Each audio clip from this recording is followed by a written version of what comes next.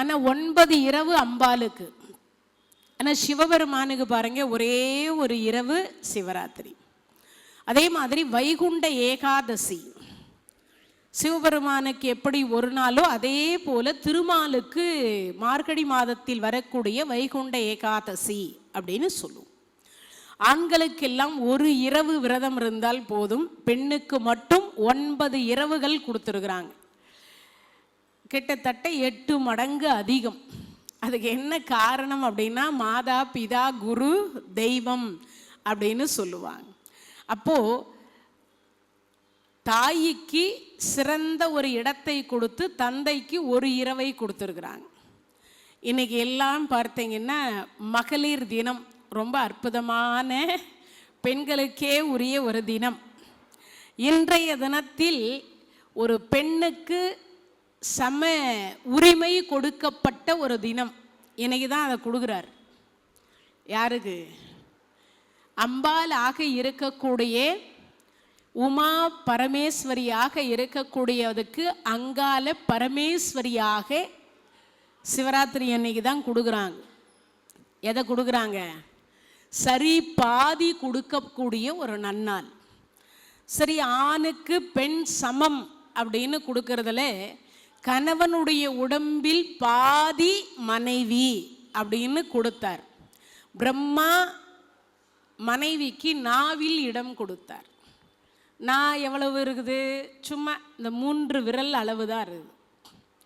சரி, திருமால் பார்த்தார், அவருடைய அப்பா இல்லையா, பிரம்மாவினுடைய அப்பா இல்லையா, நம்ம பையனே நாவில் இடம் கொடுத்துருக்கானே அப்படின்னு சொல்லி அவர் என்ன பண்ணார், அதை விட கொஞ்சம் பெருசாக கொடுக்கணும்னு உள்ளங்கை அளவு இதயத்தில் கொடுத்தார். இதயம் எவ்வளவு பெருசு இருக்குன்னா அந்த உள்ளங்கை அளவு தான் இருக்கும். அந்த அளவுக்கு இதயம் இருக்கிறது. அந்த இதயத்தில் கொடுத்தார் இடம். மகாலட்சுமி அப்படின்னு சொல்லக்கூடிய அம்பாளுக்கு இடம் கொடுத்தார். ஆனால் நம்ம சிவபெருமான், அப்போது பிரம்மா நம்ம பிரம்மா இல்லையா, நாராயணர் நம்ம நாராயணர் இல்லையான்னு கேட்கக்கூடாது. நம்ம சிவபெருமான் மட்டும் என்ன பண்ணுறாருன்னா, இவங்கெல்லாம் கொஞ்சம் கொஞ்சம் கொடுக்குறாங்களே, இவங்களுக்கெல்லாம் அவ்வளவுதானா மனசு? பிரம்மா நாவில் இடம் கொடுத்தார், திருமால் இதயத்தில் இடம் கொடுத்தார். அவங்களால அவ்வளவுதான் கொடுக்க முடிஞ்சது, அதுக்கு மேலே கொடுக்க முடியல. ஏன்? மனசு இல்லை.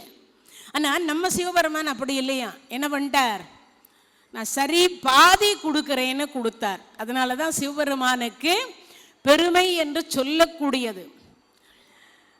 அப்போ சிவபெருமானை போன்று உலகத்தில் கருணை கடவுள் இல்லை. சிவனோடு ஒக்கும் தெய்வம் தேடினும் இல்லை, அவனோடு ஒப்பர் இங்கு யாவரும் இல்லை. புவனம் கடந்து பொன்னொலி மின்னும் தவன சடைமுடி தாமரையானே. நான் இப்போ உங்களை 12 ஜோதி லிங்கத்திற்கு அழைத்து செல்ல போறேன். இன்னைக்கு சிவராத்திரி. அந்த சிவபெருமானுக்கு உரிய இரவில் சாயங்காலம் 6 மணியிலிருந்து பிரதோஷ வேலை முடிந்த உடனே, அதில் இருந்து 4:30 6 மணி வரைக்கும் பிரதோஷ வேலை. அது முடிஞ்ச அடுத்த வினாடி 6 மணியிலிருந்து 9 மணி வரைக்கும் முதல் கால பூஜை அப்படின்வாங்க. இந்த முதல் கால பூஜையில் இந்த பஞ்சகவ்யம் அப்படின்னு சொல்லக்கூடிய பொருளினால் இறைவனை அபிஷேகம் செய்யணுமா. பஞ்சகவ்யம்னா என்னது? பசுவினுடைய இடத்திலிருந்து தோன்றக்கூடிய பொருள்கள் அப்படின்னு பொருள். 12 மணிக்கு பார்த்தீங்கன்னா பால் அபிஷேகம் பண்ணுவாங்க. திரவிய பொருள்கள் 108 திரவிய பொருள்கள் இருக்குது. அந்த 108ல் கிட்டத்தட்ட ஒரு 32 வகையான பொருளையாவது இன்னைக்கு சிவபெருமானுக்கு அபிஷேகம் செய்யணும். இல்லையா, ஒரு 21 பொருளாவது இன்னைக்கு அபிஷேகம் பண்ணணும். அப்போ அந்த பொருள்கள் எல்லாம் இன்றைய தினத்தில் முதல் கால பூஜையில் செய்வாங்க. 2வது கால பூஜையில் பாலும் தேனும் அபிஷேகம் செய்யப்படுகிறது. 2வது கால பூஜை எப்போ?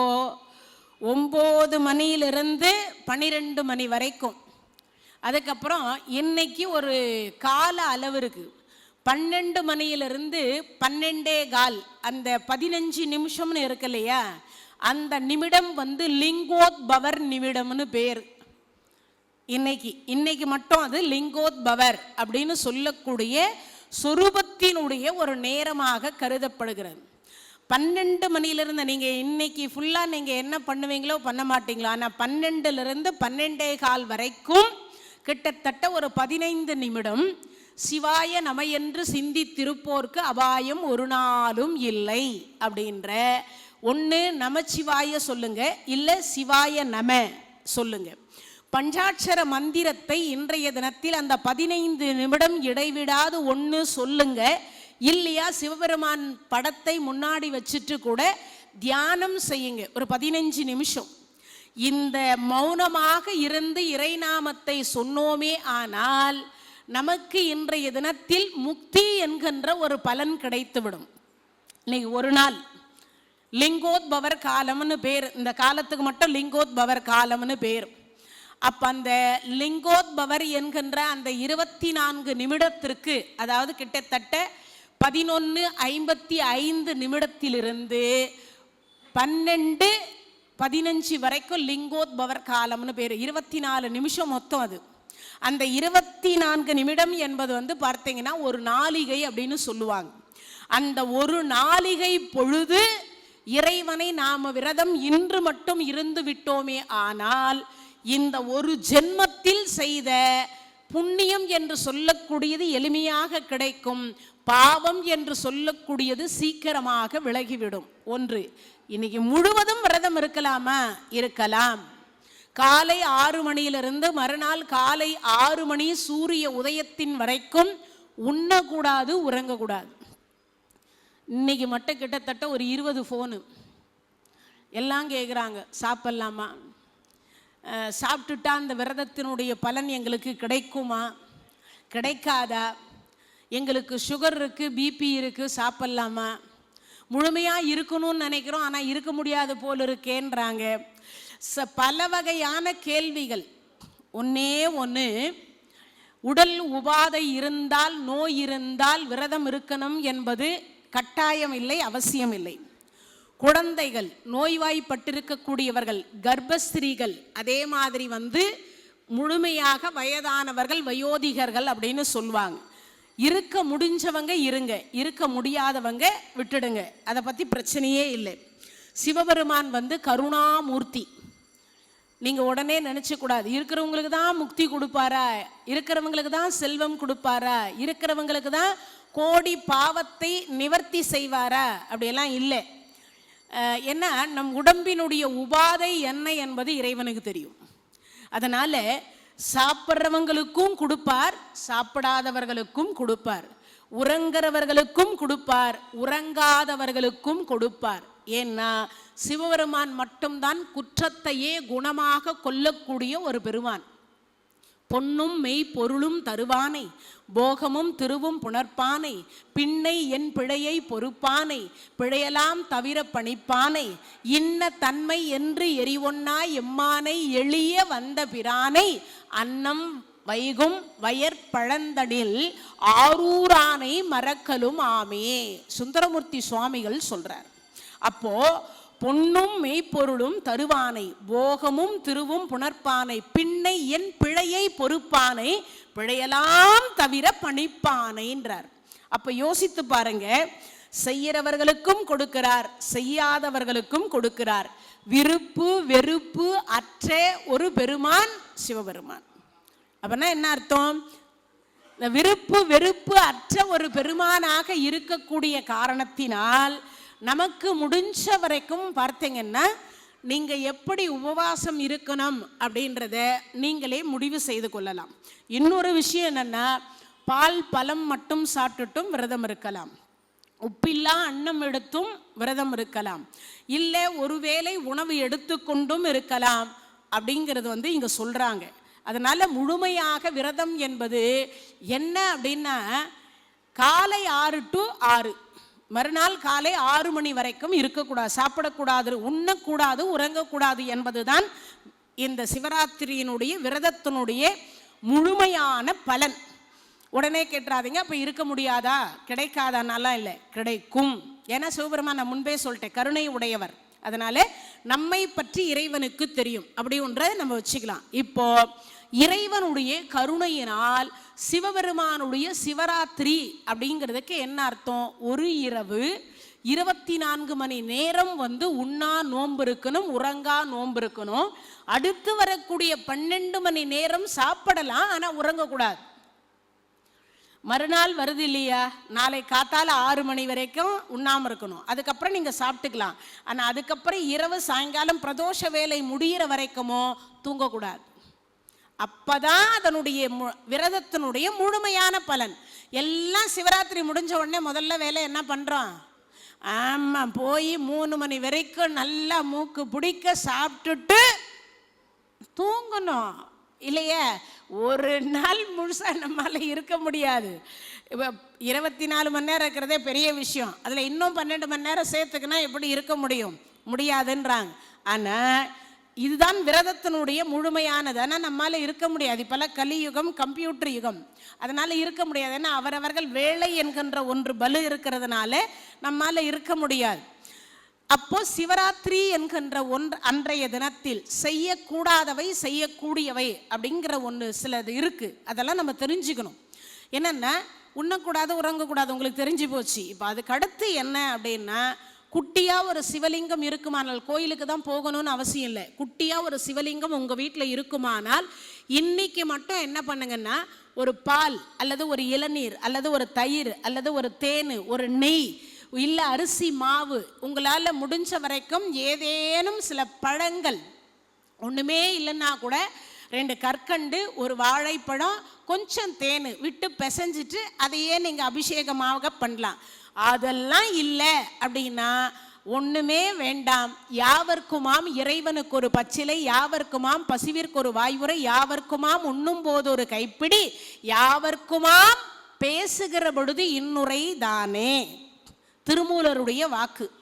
ஒரே ஒரு 3 பக்கம், 2 பக்கம் இலையும் நடுவில் ஒரு இலையும் இருக்குல்ல, முக்கன் மூர்த்தி அப்படின்னு சொல்லக்கூடிய சிவபெருமானுக்கே உரிய வில்வம், அந்த ஒரு இலையை இன்னைக்கு மட்டும் அவர் மேலே வச்சுட்டிங்கன்னா கிட்டத்தட்ட எல்லாரும் சொல்வீங்க இல்லையா, எத்தனை ஜென்மத்தில் என்ன பாவம் பண்ணமோ அப்படின்னு.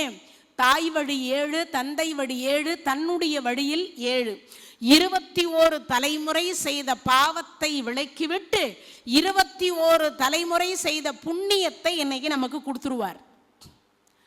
அப்போ விரதம் எப்படி இருக்கணுன்றதை நீங்கள் தான் முடிவு செய்யணும் இல்லையா. ஏன்னா நிறைய பேருக்கு சிவராத்திரியில் ஒரு கன்ஃபியூஷன் இருக்குது.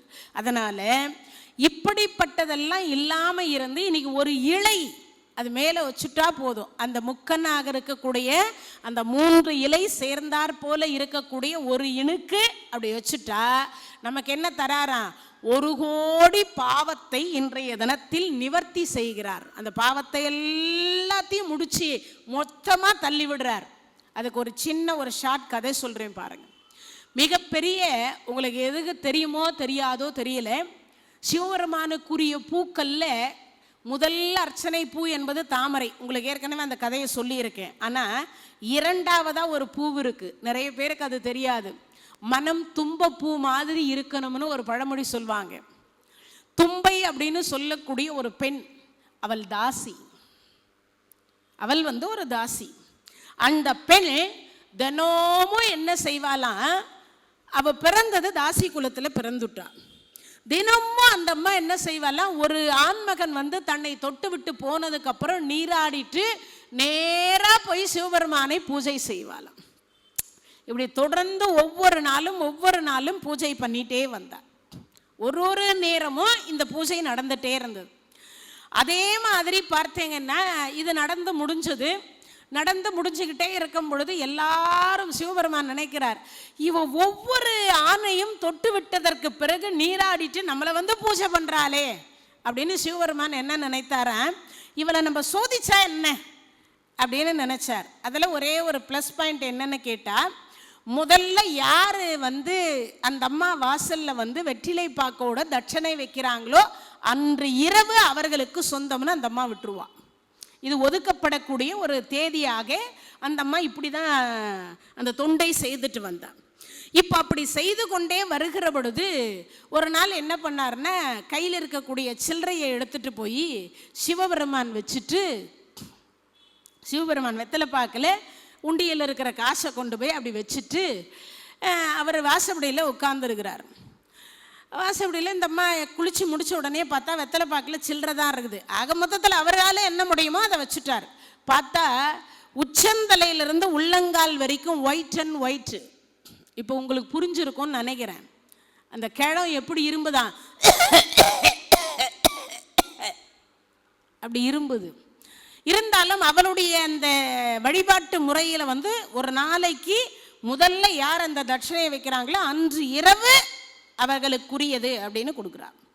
இப்போ அந்த சில்லறையை வச்சாச்சு, உள்ள இந்த தாத்தாவை கூட்டிகிட்டு போயாச்சு. அந்த தாத்தாவுக்கு அந்த அம்மா பார்க்குற சொன்னா, ஏன்னா அன்னைக்கு அவளுக்குரிய கணவர் அப்படின்றது அந்த தாத்தா தான். இப்போ அவ கேட்குறா, உங்களுக்கு என்ன சாப்பிட்றீங்க? நான் என்ன சாப்பிட போகிறேன், 6 மாதத்துக்கு ஒரு தடவையோ வருஷத்துக்கு ஒரு தடவையோ ஏதோ கொடுப்பாங்க, சாப்பிடுவேன். இப்போ உங்ககிட்ட என்ன இருக்கோ அதை கொடு. அந்தம்மா ஏதோ கொடுத்தா, சாப்பிட்டார். சரி, அதுக்கப்புறம் பாடல் பாடினா. ஏதோ ஒரு பாடல் அவளால் பாடினா, ஆடினா, ஆட்டத்தையும் ஆடி காமிச்சார். ஆனால் கடைசி 12 மணி வரைக்கும் ஆயிடுச்சு.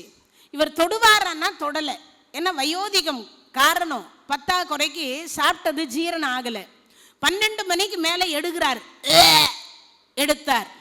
சரி, அதாவது பரவாயில்ல, கீழே ஒரு பக்கம் போகுது, இப்படி மாறி மாறி. ராத்திரி 12 மணிக்கு அந்த நாட்டினுடைய ராஜா வரார்.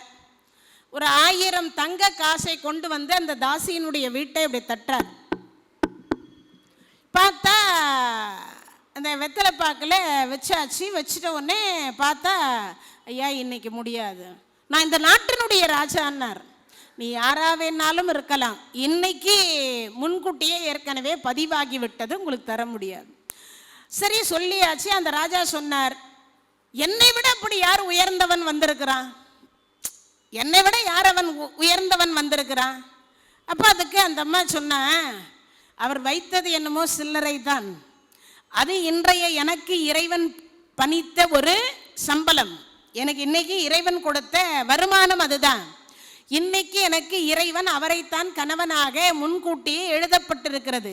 அதனால நான் இன்னைக்கு உங்களுக்கு நேரம் தர முடியாது, நாளைக்கு நீங்கள் சீக்கிரமாக இந்த தட்சணையை வைங்கன்னு சொல்லிட்டு தாப்பால் போட்டாச்சு. உள்ளே வந்தாச்சு.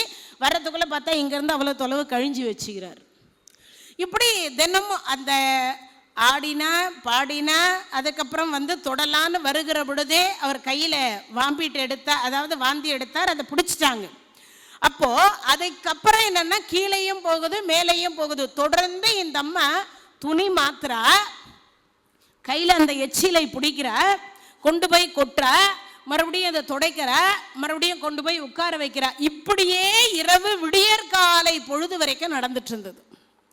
இப்போ அந்த வந்திருக்கக்கூடிய வயோதிகர் சொல்றார் அப்படின்னார். அப்படி சொல்லுகிற பொழுது அந்த அம்மா உட்கார வச்சு நெஞ்சில் தடவி விட்டு ஒரு வார்த்தை சொன்னா, வேற ஏதாவது சாப்பிட்றீங்களா, ஏதாவது கஷாயம்? இல்லை, வேற யாராவது வந்திருந்தாங்கன்னா உனக்கு சுகத்தை கொடுத்துருப்பாங்க. நான் ரொம்ப இவ்வளவு தொந்தரவு செய்கிறேனே, உனக்கு என் மேலே சலிப்பு வரல? அவர் வந்திருக்கக்கூடிய வயோதிகர் கேட்டார். என்ன சொல்றா அந்த அம்மா, அவர்கள் ஆசைப்படு, அடுத்தவங்க வர்றதும் இந்த உடம்பினுடைய ஆசைக்கு, சதை பிண்டத்திற்கு. அவங்களுக்கும் நான் இந்த சதை பிண்டத்தை தான் தருகிறேன், உங்களுக்கும் இந்த சதை பிண்டத்தை தான் நான் என்னவா செய்கிறேன், தொண்டாக செய்கிறேன். ஆனா இதுக்கு வித்தியாசம் உண்டு, அதுக்கும் வித்தியாசம் உண்டு அப்படின்னா. ரெண்டுமே என்ன வித்தியாசம்ன்றீங்க? இது நானா ஏற்று மனம் உவந்து செய்யக்கூடியது, அது அவர்களா என்னிடத்தில் சுகம் தேடி வருவது. இரண்டுமே ஒன்றுதான். இந்த சதைப்பிண்டத்தினால் தான் என்ன செய்யறேன், 2 தொண்டுமே செய்யறேன். ஆனா அதுல கிடைக்காத சந்தோஷம் எனக்கு இதுல கிடைச்சது. இதுல கிடைச்சதுன்னா அப்போ எனக்கு இந்த எடுக்கக்கூடிய எது, இந்த 1 2 அதுக்கப்புறம் எடுக்கக்கூடிய இந்த எச்சில், இது உனக்கு சுகமா? ஐயா, நீங்களும் கூலி கொடுத்திருக்கிறீர்கள், அவர்களும் கூலி கொடுக்கிறார்கள். என்னுடைய குலத்தில் நான் பிறந்து விட்டதனால இந்த சதை பிண்டத்தை அவர்களுக்கு கொடுக்கின்றேன். இந்த சதை பிண்டத்தினால் நீங்கள் கொடுத்த கூலிக்கு வேலை செய்கிறேன். இரண்டும் என்னை பொறுத்தவரை ஒன்றுதான் அப்படின்னா. இதை சொல்லி முடிச்ச அடுத்த வினாடி பார்த்தீங்கன்னா, அம்மா வந்திருக்கிறது யாருன்னு பாருன்னார். வந்திருக்கிறது வேற யாரும் இல்லை, சாட்சாத் அந்த சிவபெருமானே காட்சி கொடுக்கிறார். அப்படி காட்சி கொடுத்த உடனே இந்த அம்மாவுக்கு கையும் ஓடலை, காலும் ஓடலை, ஒன்றும் செய்யலை. சிவசிவான்றா. சிவசிவ என்கிலர் தீவினையாளர், சிவசிவ என்றிட தீவினை மாலும், சிவசிவ என்றிட தேவரும் ஆவர், சிவ சிவ என்ன சிவகதி தானே அப்படின்னு காதல் ஆகி கசிந்து கண்ணீர் மல்கி ஓதுவார் தம்மை நன்னறி குய்ப்பதும் வேதம் நான்கினும் மெய்ப்பொருள் ஆவதும் நாதன் நாமம் நமச்சிவாயவேன்னு அழுதா தொழுதா. சுவாமி, நீங்களா இவ்வளவு நேரம் என்னிடத்தில் வந்திருந்ததுன்னா, உனக்கு என்ன வேணுமோ கேள் சுவாமி. பிறவி வேண்டாம், இந்த பெண் பிறவி வேண்டாம். எல்லோரும் என்னை சதை பிண்டத்தை ஆசைப்படக்கூடிய பிறவி என்கின்றது எனக்கு வேண்டாம். சரி தந்தேன், அடுத்து என்ன வேண்டும் அப்படின்ற பொழுது இந்த அம்மா என்ன பண்ணிட்டான்னா, என்னுடைய திருவடி உன் திருமுடியில் இருக்க வேண்டும்டா. அந்த உன் திருவடியின் நிழலில் நான் இடம் இருக்க வேண்டும்ன்றதுல அவரை பார்த்த சொரூபத்துல அவளுக்கு என்ன கேட்கறதுன்னு தெரியாம என் திருவடி உன் திருமுடியில் இருக்க வேண்டும்டா.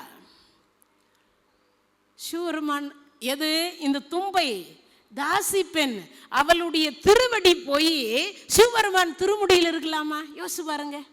ஆனா சிவபெருமான் சிரிச்சுக்கிட்டே சொன்னார், அப்படியே ஆகட்டும்னார். அந்த பெண் சற்றும் யோசிக்கல. அடுத்த வினாடி பார்த்தா, சுவாமி மன்னிச்சிருங்க, நான் தப்பா கேட்டுட்டேன்னா. இல்லை இல்லை, நீ சரியாகத்தான் கேட்டு இருக்கின்றாய். நீ செய்த தொண்டிற்கு அடுத்த ஒரு ஜென்மத்தில் நீ துன்பை என்கின்ற மலராக பிறப்பாயாக. அந்த பாதம் என்கின்ற வடிவில் அந்த தும்பை பூ இருக்கும். அதை கொண்டு வந்து என் திருவடியில் எவர் வைக்கிறாரோ அவர் என் திருவடியில் நிழலில் நான் இடம் தருவேன் என்று சிவபெருமானே வரம் கொடுத்த ஒரு நாள் இந்த சிவராத்திரி நன்னாள். எவ்வளவு விசேஷம்னு பாருங்க. ஒரு சாதாரணமாக ஒரு இரவு இறைவன் சோதிப்பதற்கு வந்த ஒரு இரவு இன்றைய இரவு இருந்தாலும் அந்த பெண்ணுக்கு திருவருளை எப்படி கொடுத்தாரோ அதுபோல நமக்கும் என்ன கொடுப்பார் இறைவன். இந்த புராணங்களை கேட்கக்கூடிய அத்தனை அடியார் பெருமக்களுக்கும் அந்த சிவபெருமானுடைய திருவடியில் நமக்கு இடம் தருவாராம். அப்பேற்பட்ட கருணாமூர்த்தி யாரவர்? சிவபெருமான். அதனால அந்த கருணாமூர்த்தியினுடைய முதல்ல நாம முக்தி தரக்கூடிய 5 தலங்களை தரிசனம் பண்ணிடலாம். நம்ம ஸ்டேட்ல இருக்குது. எந்த தலம்? பிறந்தால் இப்ப எல்லாரும் எங்க போறீங்க? திருவாரூருக்கு போறீங்க. 14ஆம் தேதி போறீங்கள நீங்க? ஆமா. 55 நாள் திருவிழாவின் பொழுது நம்ம ரவி ஐயாவும் அவர்களுடைய துணைவியாரும் 14ஆம் தேதியிலிருந்து ஒரு 10 நாள் அங்கே போய் தங்கி இருந்து 10 நாளும் தியாகராஜரை பார்க்கணும்னு போறாங்க. அது மாதிரி அந்த திருவாரூரில் சுந்தரமூர்த்தி சுவாமிகளுக்காக ஒரு முறை அல்ல 2 முறை வீதியெல்லாம் நடந்த ஒரு தெருக்களாக இருக்கக்கூடிய தியாகேசர் என்கின்ற பெயர் இருக்கக்கூடிய அந்த ஊரில் குழந்தையை பெற்றெடுத்தோமே. ஆனால் பிறக்கக்கூடிய நாயிலிருந்து நரியிலிருந்து ஈயிலிருந்து எறும்பு வரைக்கும் எல்லாருக்கும் கிடைக்கக்கூடியது என்ன? முக்தி என்கின்ற ஒன்று. பிறந்தால் திருவாரூர். சரி, பிறக்க முடியல, சைதை செங்குந்தர் கோட்டத்தில் பிறந்திருக்கிறோம், எங்களுக்கெல்லாம் என்னம்மா முக்தி அப்படின்னா, அடுத்து வாழ்ந்தால் காஞ்சிபுரம். எங்க வாழணும்? இப்போ நீங்கள்லாம் திருவாரூர்லேருந்து ஸ்ட்ரெயிட்டாக எங்கே வந்துக்கிறீங்க சிவராத்திரிக்கு? காஞ்சிபுரத்துக்கு வந்திருக்கிறீங்க. கிட்டத்தட்ட 1000 சிவாலயத்திற்கு மேல் இருக்கக்கூடிய ஒரு காஞ்சியம் பதி. அந்த காஞ்சியம் பதி என்கின்ற இடத்தில் 30 வருடம் வாழ்ந்தால் முக்தி. எத்தனை வருஷம்? 30 வருஷம் ஒரு மனிதர் வாழ்ந்தால் முக்தி கொடுத்துறார். அடிக்கு ஒரு சிவலிங்கம் இருக்கக்கூடிய தலம் காஞ்சிபுரம். நீங்க வைக்கிற காலடியே சிவலிங்கத்தின் மீது தான் வைக்கிறீர்கள். அப்பேற்பட்ட ஒரு சிறப்புக்கு உரிய ஒன்று காஞ்சிபுரம். அந்த காஞ்சிபுரத்தை வாழ்ந்தால் முக்தி. இப்போ காஞ்சிபுரத்திலிருந்து உங்களெல்லாம் அப்படியே ஸ்ட்ரைட்டா எங்க கூட்டிட்டு போறேன்? தரிசித்தால் சிதம்பரம் நடராஜ பெருமான். வாழ்க்கையிலே 100 கோடி சொத்து வைத்திருப்பது சிறப்பல்ல, 100 ஆண்டு காலம் டாக்டர் கிட்ட போகல, ஊசி போடல, மாத்திரை மருந்து எடுக்கல அப்படின்னு சொல்லுவதும் சிறப்பல்ல. வாழ்க்கையில் ஒரு முறையாவது சிதம்பரம் நடராஜ பெருமானை என்ன செய்யணும்? இருகரம் கூப்பி தரிசனம் என்கின்ற ஒன்றை செய்து விட்டோமே ஆனால் முக்தி என்கின்ற ஒன்று நமக்கு என்ன கிடைச்சிடுது? அடுத்த வினாடி கிடைத்து விடுகிறது. தரிசித்தால் சிதம்பரம் நடராஜ பெருமானை அப்படின்னு சொல்லப்படுது.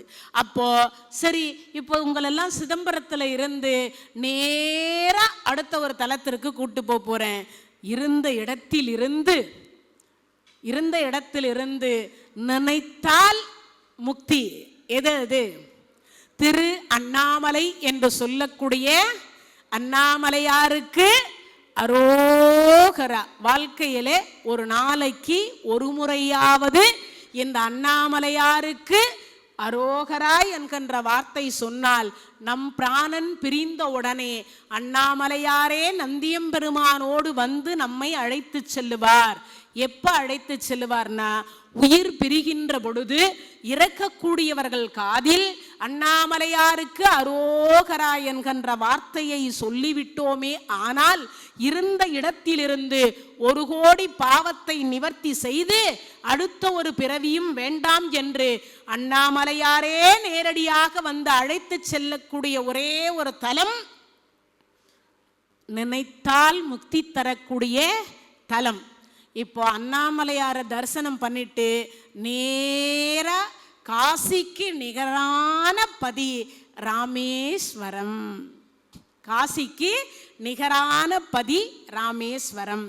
அந்த ராமேஸ்வரம் என்கின்ற தலத்தில் சீதையின் திருக்கரத்தால் பிடித்த சிவலிங்கமும் ஆஞ்சநேய சுவாமிகளால் பிடித்து கொண்டு வரப்பட்ட காசியிலிருந்து கொண்டு வரப்பட்ட அந்த சிவலிங்கமும் பாஸ்கர தேவராயர் என்று சொல்லக்கூடியவர் திருக்கரத்தால் பிடித்து வைக்கப்பட்ட உப்பு லிங்கமும், இந்த 3 லிங்கத்தையும் இந்த சிவராத்திரி அன்றைய தினத்தில் உங்களை தரிசிக்க வைத்திருக்கிறோம்.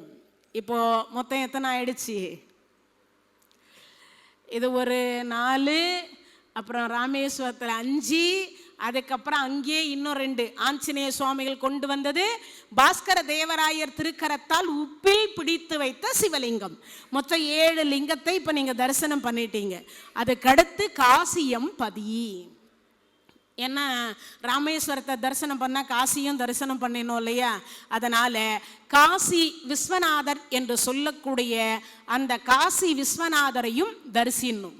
ஏன்னா காசி விசாலாட்சியும் காசி விஸ்வநாதரும் இறந்தால் முக்தி தரக்கூடிய தலம்.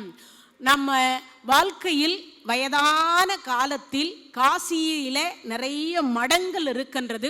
அந்த மடத்தில் ஏதேனும் ஒரு மடத்தில் போய் தங்கியிருந்து ஒருவேளை உணவை உண்டு சதா சர்வகாலம் அந்த காசி விஸ்வநாதரனுடைய திருநாமத்தையும், விசாலாட்சியினுடைய திருநாமத்தையும், அன்னபூரணியினுடைய திருநாமத்தையும், காலபைரவனுடைய திருநாமத்தையும், சனி பகவானுடைய சனிலிங்கத்தையும் தரிசனம் செய்து கடைசியாக இறைவன் கொடுத்த பிராணன் என்கின்ற உயிரை இறைவனே எடுக்கின்ற வரைக்கும் சிவாய நமையென்று சிந்தித்திருப்போர்க்கு அபாயம் ஒரு நாளும் இல்லை என்று ஔவையினுடைய வாக்குக்கு ஏற்றார் போல அந்த சிவநாமத்தையே சதா சர்வகாலமும் சொல்லிக்கொண்டு வந்து அந்த காசியம் பதியில் பிராணனை விட்டால் நமக்கு என்ன கிடைக்குது? முக்தி என்கின்ற திருவருள் கிடைக்கின்றது. அந்த காசியம் பதியினுள்ள ஒரு சின்ன ஒரு ஷார்ட் கதை சொல்றேன். அங்கு ஒரு பிச்சைக்காரன் பிச்சை எடுத்து கொண்டிருந்தான். அப்படி எடுத்த பிச்சையை தினமும் பார்த்தீங்கன்னா அங்கே ஒரு 4 நாய்க்கு போட்டுட்டு ஒரு பகுதியை அவன் வச்சு சாப்பிடுவான், ஒரு பகுதியை வச்சு சாப்பிடுவான். அப்போ அன்றைய தினத்திலும் போய் பிச்சை எடுக்க சிவபெருமான் பார்த்தார். எப்போ பார்த்தாலும் இவன் மட்டும் பிச்சை எடுக்கிறான்னு, நாம போய் எடுத்தா என்ன தப்புன்னு அவர் சிவபெருமான் போய் அம்மா பிச்சாந்தேகி அப்படின்னார். ஐயா கை கால் நல்லா தானே இருக்கு, ஒரு மூட்டை தூக்கியாவது சம்பாரிச்சு சாப்பிடலாம் இல்லை, வேற ஏதாவது வேலை செஞ்சாவது சம்பாரிச்சு சாப்பிடலாம் இல்லை, இப்படியா வந்து பிச்சை எடுக்கிறது போயா அப்படின்னு அனுப்பிச்சிட்டாங்க. சிவபெருமான் பார்த்தார் கை கால் நல்லா இருந்தால் பிச்சை எடுக்கக்கூடாது போலுகுது. இதிலிருந்து நமக்கும் என்ன தெரியுது, அதுதான் தெரியுது. அப்போ வயோதிகம் ஆயிட்டா, உடம்பு உழைக்க முடியாத நிலை வந்தா செய்யலாம்ன்றாங்க. அப்போ இப்படியே நாள் முழுக்க இறைவன் கேட்டார், எங்கேயும் யாரும் ஒன்றும் போடலை. ஆனா வயோதிகம் என்று சொல்லக்கூடிய தொழுநோய், எல்லா நோயும் தொழக்கூடிய நோய் தொழுநோய். இந்த தொழுநோய் இருந்தால் மற்ற நோய் எல்லாம் வந்து தொழுமா, எதை, அந்த நோயை. அப்போ அதுக்கு பேர் வியாதி. என்ன வியாதி? அந்த வியாதிக்கு பேர் என்ன? பெரிய வியாதின்னு பேரு. வியாதியிலேயே பெரிய வியாதி எது தெரியுமா? இதுதான். உலகத்திலேயே பெரிய, எல்லாமே சொல்றீங்கல்ல பெரிய பெருசு பெருசுன்றீங்க இல்லையா, வியாதியிலேயே பெருசு, நோயிலேயே பெருசு எதிரானா இந்த நோய்க்கு பேர் தான் பெரிய நோயின்னு பேரு. அப்ப மற்ற நோய் எல்லாம் சின்னதுன்னு அர்த்தம், மற்ற நோய் எல்லாம் சின்னதுன்னு அர்த்தம். அப்படி பெருநோய் என்று சொல்லக்கூடியது ஒரு பக்கம் ரத்தம், ஒரு பக்கம் சீவு, புழுக்கள் நெண்டிக் கொண்டிருக்கின்றது, சீவும் ரத்தமும் வழிந்து கொண்டிருக்கின்றது, துர்நாற்றம் 1 கிலோமீட்டர் தொலைவுக்கு வீசுகின்றது. அப்பேற்பட்டவர் இந்த தொழுநோயாளி. அவர் பிச்சை எடுத்து அங்க இருக்கக்கூடிய 4 நாய்களுக்கு போட்டாச்சு, எல்லாம் முடிஞ்சிச்சு. இப்போ ஒரே ஒரு பங்கு இவருக்கு உரியதை எடுத்து வச்சுக்கிறார். அந்த நேரம் பார்த்து சிவபெருமான் எல்லா இடத்துலையும் பிச்சை எடுத்துட்டு வந்தார் இல்லையா, ஆனால் எங்கேயும் யாரும் பிச்சை போடலை. கடைசியாக பார்த்தார் வயிறு பசிக்குது, பிச்சை எடுக்கிறதுன்னு வந்தாச்சு. இப்போ இவங்கிட்டையாவது கேட்டு பார்ப்போமே, இவனும் நம்ம ஜாதி தானேன்னு நினச்சி சிவபெருமான் கையை நீட்டினார். அப்பா பிச்சாந்தேகின்னார். எங்கேயும் அம்மா தானே கேட்பாங்க, இவர் வக்கான்னுகிறவர் ஆண் அல்லவா, அதனால அப்பா பிச்சாந்தேகின்னார். இப்படி கையை நீட்டின உடனே இந்த சாப்பிடு, இந்த தொழுநோயாளி அங்கே வச்சார். வச்ச உடனே இது உனக்குரிய பங்கு நீ எனக்கு கொடுத்துட்டியனா, நீ கொஞ்சம் முன்னாடி வந்திருந்தாலாவது நான் ஒரு 6 பங்கா போட்டிருப்பேன். நான் எப்பயும் இந்த 4 பேருக்கு கொடுக்கறது வழக்கம், அவங்களுக்கு கொடுத்துட்டேன், என் பங்கை வச்சிருக்கேன். இந்த நேரத்தில் நீ பசிக்குதுன்னு கேட்டுட்ட, அதனால பசியோடு இருக்கக்கூடாது, நீ முதல்ல சாப்பிட்டுரு. ஆமாம், நான் யாருன்னு உனக்கு தெரியுமா? உன்னுடைய ஜாதியோ மதத்தையோ இல்லை நீ உன்னுடைய விலாசத்தையோ தெரிஞ்சு நான் என்னையா பண்ண போகிறேன்? யார் கேட்குறது? இந்த தொழுநோயாளி சொல்ற, எல்லாம் கேட்டு நான் என்ன பண்ண போகிறேன்? நீ பசியோடு தானே வந்திருக்க, முதல்ல சாப்பிட்டுடு, அப்புறமா விசாரிச்சுக்கலாம். உன்னுடைய அட்ரஸு ஃபோன் நம்பர்லாம் நான் அப்புறம் வாங்கிக்கிறேன். நீ இப்போ முதல்ல பசியோடு இருந்த, ஏன்னா பசியினுடைய கொடுமை என்னன்னு எனக்கு மட்டும்தான் தெரியும், உனக்கு தெரியாது, அதனால நீ சாப்பிடு. இல்லை நான் யாருன்னு முதல்ல சொல்லிடுறேனே. அட எனக்கு தெரியும் நீ யாருன்னு, நீ எனக்கு தெரியும் யாருன்னார். அதை சொல்லி முடிச்ச அடுத்த வினாடியில் சொல்றார், நீ தெரியும்னு சொல்றியே, முதல்ல யாருன்னு சொல்லு, அப்புறமா நான் சாப்பிட்றேன். நீ முதல்ல சாப்பிடுவியா, நான் அப்புறமா சொல்றேன் உனக்கு, நீ யாருன்றத நான் சொல்றேன். இல்லை நீ சொன்னாதான் நான் சாப்பிடுவேன். 2 பேருக்கு இப்படியே ஒரு 5 நிமிஷம் வாக்குவாதம். நீ யாரு, எனக்கு என்ன தெரியாதுன்னு நான் நினைச்சேன், நான் சொல்லட்டுமா? சொல்லி பார்க்கலாம். அட வேற யாரு, அந்த காசியில உட்கார்ந்துருப்பானே அந்த காசி விஸ்வநாதன் தானே நீ.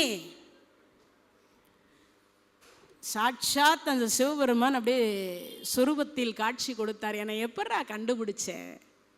அப்போ அதுக்கு அந்த தொழுநோயாளி சொன்ன ஒரு வார்த்தை என்ன தெரியுமா? அங்கமெல்லாம் தொழுநோயாக நான் என்ன ஈயிலிருந்து எறும்பிலிருந்து புழுவிலிருந்து கொஞ்சம் கொஞ்சமா நோயும் சேர்த்து என்னை அணுவணுவாக தின்று கொண்டிருக்கின்றது. என் நாற்றம் எனக்கு பக்கத்துல வர்றதுக்கே பிச்சை போடுறவங்களே அப்படி தூக்கி போட்டு போவாங்க, இல்லைன்னா அங்கே வச்சிரு நான் உள்ளே போனதுக்கப்புறம் எடுத்துக்கன்னு சொல்லுவாங்க.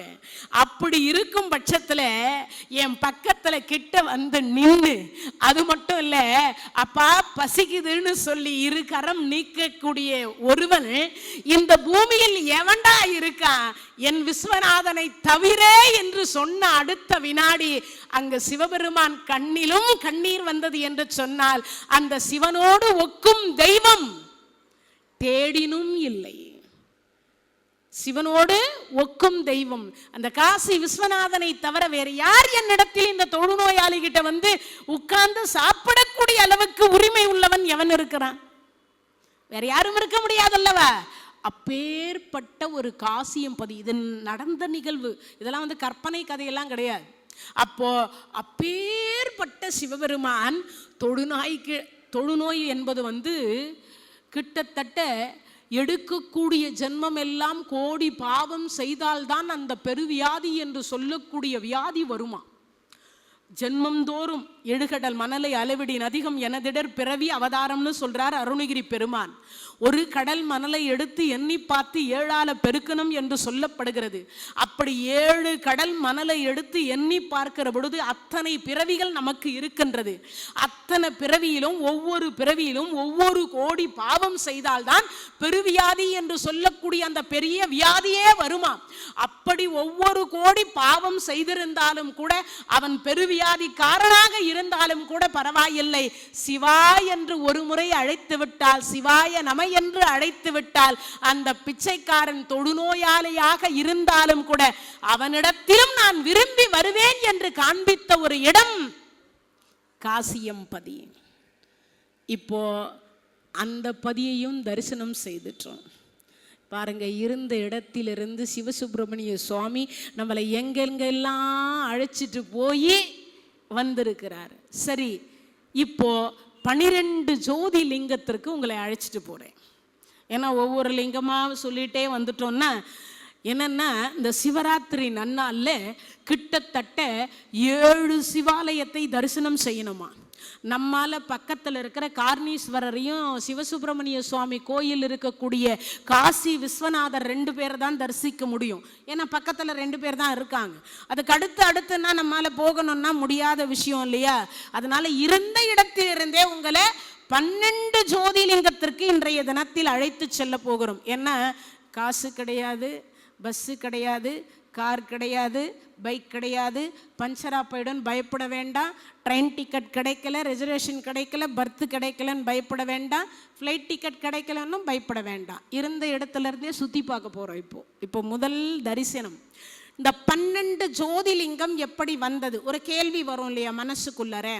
அந்த கேள்விக்கான விடை, சிவபெருமானை நோக்கி 1000 ஆண்டு காலம் ராவணன் தவம் செய்தான். அப்படி ராவணன் தவம் செய்து விட்ட பிறகு அவன் வந்து சிவபெருமான் காட்சி கொடுக்கல. ஏன்னா இவன் உலகம் அழியாமல் இருக்கிறதில்ல, இலங்கை அழியாமல் இருக்கணும்னு இவன் தவம் பண்ணுறான். சிவபெருமான் பார்த்தார், அந்த உலகம் அழியறதுக்காக ஒரு அவதாரத்தை வேற கொடுத்துருக்கோம். எதை? இலங்கை அழிவதற்காக ஒரு அவதாரம், ராமபெருமானுடைய அவதாரம் நிகழ இருக்கின்றது. இப்போ இவன் இலங்கை அழியாமல் இருக்கணும்னு இவன் பாட்டுக்கு தவம் இருக்கிறானே, இவனுக்கு நம்ம என்ன கொடுப்பது? அவன் அதைத்தான் கேட்டுட்டு தான் அவன் தவம் இருக்கிறான். பார்த்தார், சரி கொஞ்சம் வெயிட் பண்ணி பார்ப்போம் இவன் தவம் எவ்வளவு உயர்ந்தது என்று அப்படின்னு பார்த்தார் சிவபெருமான் பார்க்கிற பொழுது என்ன யோசிக்கிறார்னா, இவன் ஒரு தலையா வெட்டி அதுக்குள்ள போட்டான், யாக குண்டத்துக்குள்ள போட்டே வரான். 9 தலையை வெட்டிட்டான். 1000 வருஷம் நிறைவடைந்தது. 9 தலையை வெட்டி யாக குண்டத்தில் போட்டான். இப்போ அந்த 9 தலையும் வெட்டி யாக குண்டத்தில் போட்டு விட்டதற்கு பிறகு இப்போ 10வது தலையை வெட்டலாம் என்று எடுக்கிற பொழுதுதான் ராவணா நில்லுன்னார். ஏன்னா இதுக்கு மேலன்னா உலகம் என்ன சொல்லும்? ஒரு அடியார் சிவனை வேண்டி 1000 ஆண்டு காலம் தவம் செய்து அப்படி தவம் இருக்கக்கூடிய ஒரு அடியாரை சிவபெருமான் 9 தலையை வெட்டி யாக குண்டத்தில் போட்டுவிட்டு 10வது தலையும் வெட்டி ஒருத்தன் யாக குண்டத்தில் போடுகிறான்ற பொழுது சிவபெருமான் காட்சி கொடுக்கலன்னா அவன் சிவன் இல்லை, இன்னொன்னு அவன் கடவுளும் இல்லை என்று அல்லவா சொல்லுவாங்க. அதனால என்ன செய்யறது? சிவபெருமான் காட்சி கொடுத்தார். ஏன்? தவத்தளவே ஆகுமாம் தான் பெற்ற செல்வம். நம்ம பெறக்கூடிய செல்வம் என்பது என்னது? தவம் எவ்வளவு செய்கிறோமோ, தவம்னா நீங்கள் நினைக்கிற மாதிரி ஏதோ காட்டுக்கு போய் உடம்பை சூடாக்கி மேல்நாக்கு வழியாக அமுதத்தை எடுத்து உள்நாக்கு வழியாக சாப்பிடுவதற்கு பெயர் தான் தவம் அல்ல. சிவன் கோயிலோ, பெருமாள் கோயிலோ, முருகர் கோயிலோ, அம்பாள் கோயிலோ, பிள்ளையார் கோயிலோ, ஆஞ்சநேயர் கோயிலோ, ராமர் கோயிலோ, ஆலய உலவார தொண்டு சீர்திருத்தம் என்கின்ற ஒன்று யாராவது சாப்பிட்டுட்டு கீழே தொன்னையை போட்டிருந்தா அதை எடுத்து ஒரு குப்பை தொட்டியில் போட்டால் கூட அதுவும் தவம். இப்போ உட்காந்து எங்களை போன்ற சொற்பொழிவாளர்கள் பேசுகிற பொழுது அதை காதால் கேட்டால் செல்வத்துள் செல்வம், செவிச்செல்வம், அச்செல்வம், செல்வத்துள் எல்லாம் தலை, கேட்டால் அதனுடைய புண்ணியம். யாரோ தேவாரமோ திருவாசகமோ திருவெம்பாவையோ திருப்பள்ளி எழுச்சியோ அல்லது 4000 திவ்ய பிரபந்தமோ ஏதோ ஒன்றை இறைவன் புகழை பாடுகிறார்கள்னா அதையாவது செவி கொடுத்து கேட்கணும். சரி, இல்லை ருக்வேதம், எதிர்வேதம், சாமவேதம், அதர்வன வேதம் என்கின்ற 4 வேதத்தை எங்கு ஓதப்படுகிறதோ அந்த வேதத்தினுடைய அர்த்தம் தெரியாவிட்டாலும் கூட அந்த வேதத்தை செவி வழியால் கேட்டோமே ஆனால் அதுவும் தவம். ஏன்? கலியுகத்தில் இதெல்லாம் தான் தவம். கலியுகத்தில் இதெல்லாம் தான் தவம். நம்மால போய் உட்கார்ந்து என்ன செய்ய முடியாது? தவம் செய்ய முடியாது. தவம் செய்து இறைவன் பால் நம்மெல்லாம் உடம்பை ஒடுக்கி ஆசைகளை அடக்கி ஐம்புலன்களை அடக்கி நம்மால எல்லாம் செய்ய முடியாது. அதுதான் அருணகிரி பெருமான் ஓர ஒட்டார் ஒன்றை உண்ண ஒட்டார் மலரிட்டு உனதால் சேர ஒட்டார் ஐவர். 5 பேர் கெடுக்கிறதுக்குன்னே இருக்கிறாங்க. இன்னைக்கு சிவராத்திரி. இதே வழியா வந்துன்னு இருக்கும்போது சுட சுட பஜ்ஜி போட்டு மெதுவடை போட்டு வச்சிருக்கிறத பார்த்தா அந்த நாக்கு என்ன ஆகும்? சுண்டல் வாசனை கம கம கம கமன்னு வந்தா சும்மா இருக்க முடியுதா? நான் அந்த இடத்துக்கு அப்படிதான் போனேன். நான் எப்பயும் அங்கே போய் ஒரு சுக்கு காப்பி கொடுப்பேன். அங்கே பார்த்தா லைனா பிரசாதம் இவ்வளோ பெரிய ட்ரம்மில் அடுக்கி வச்சுக்குது.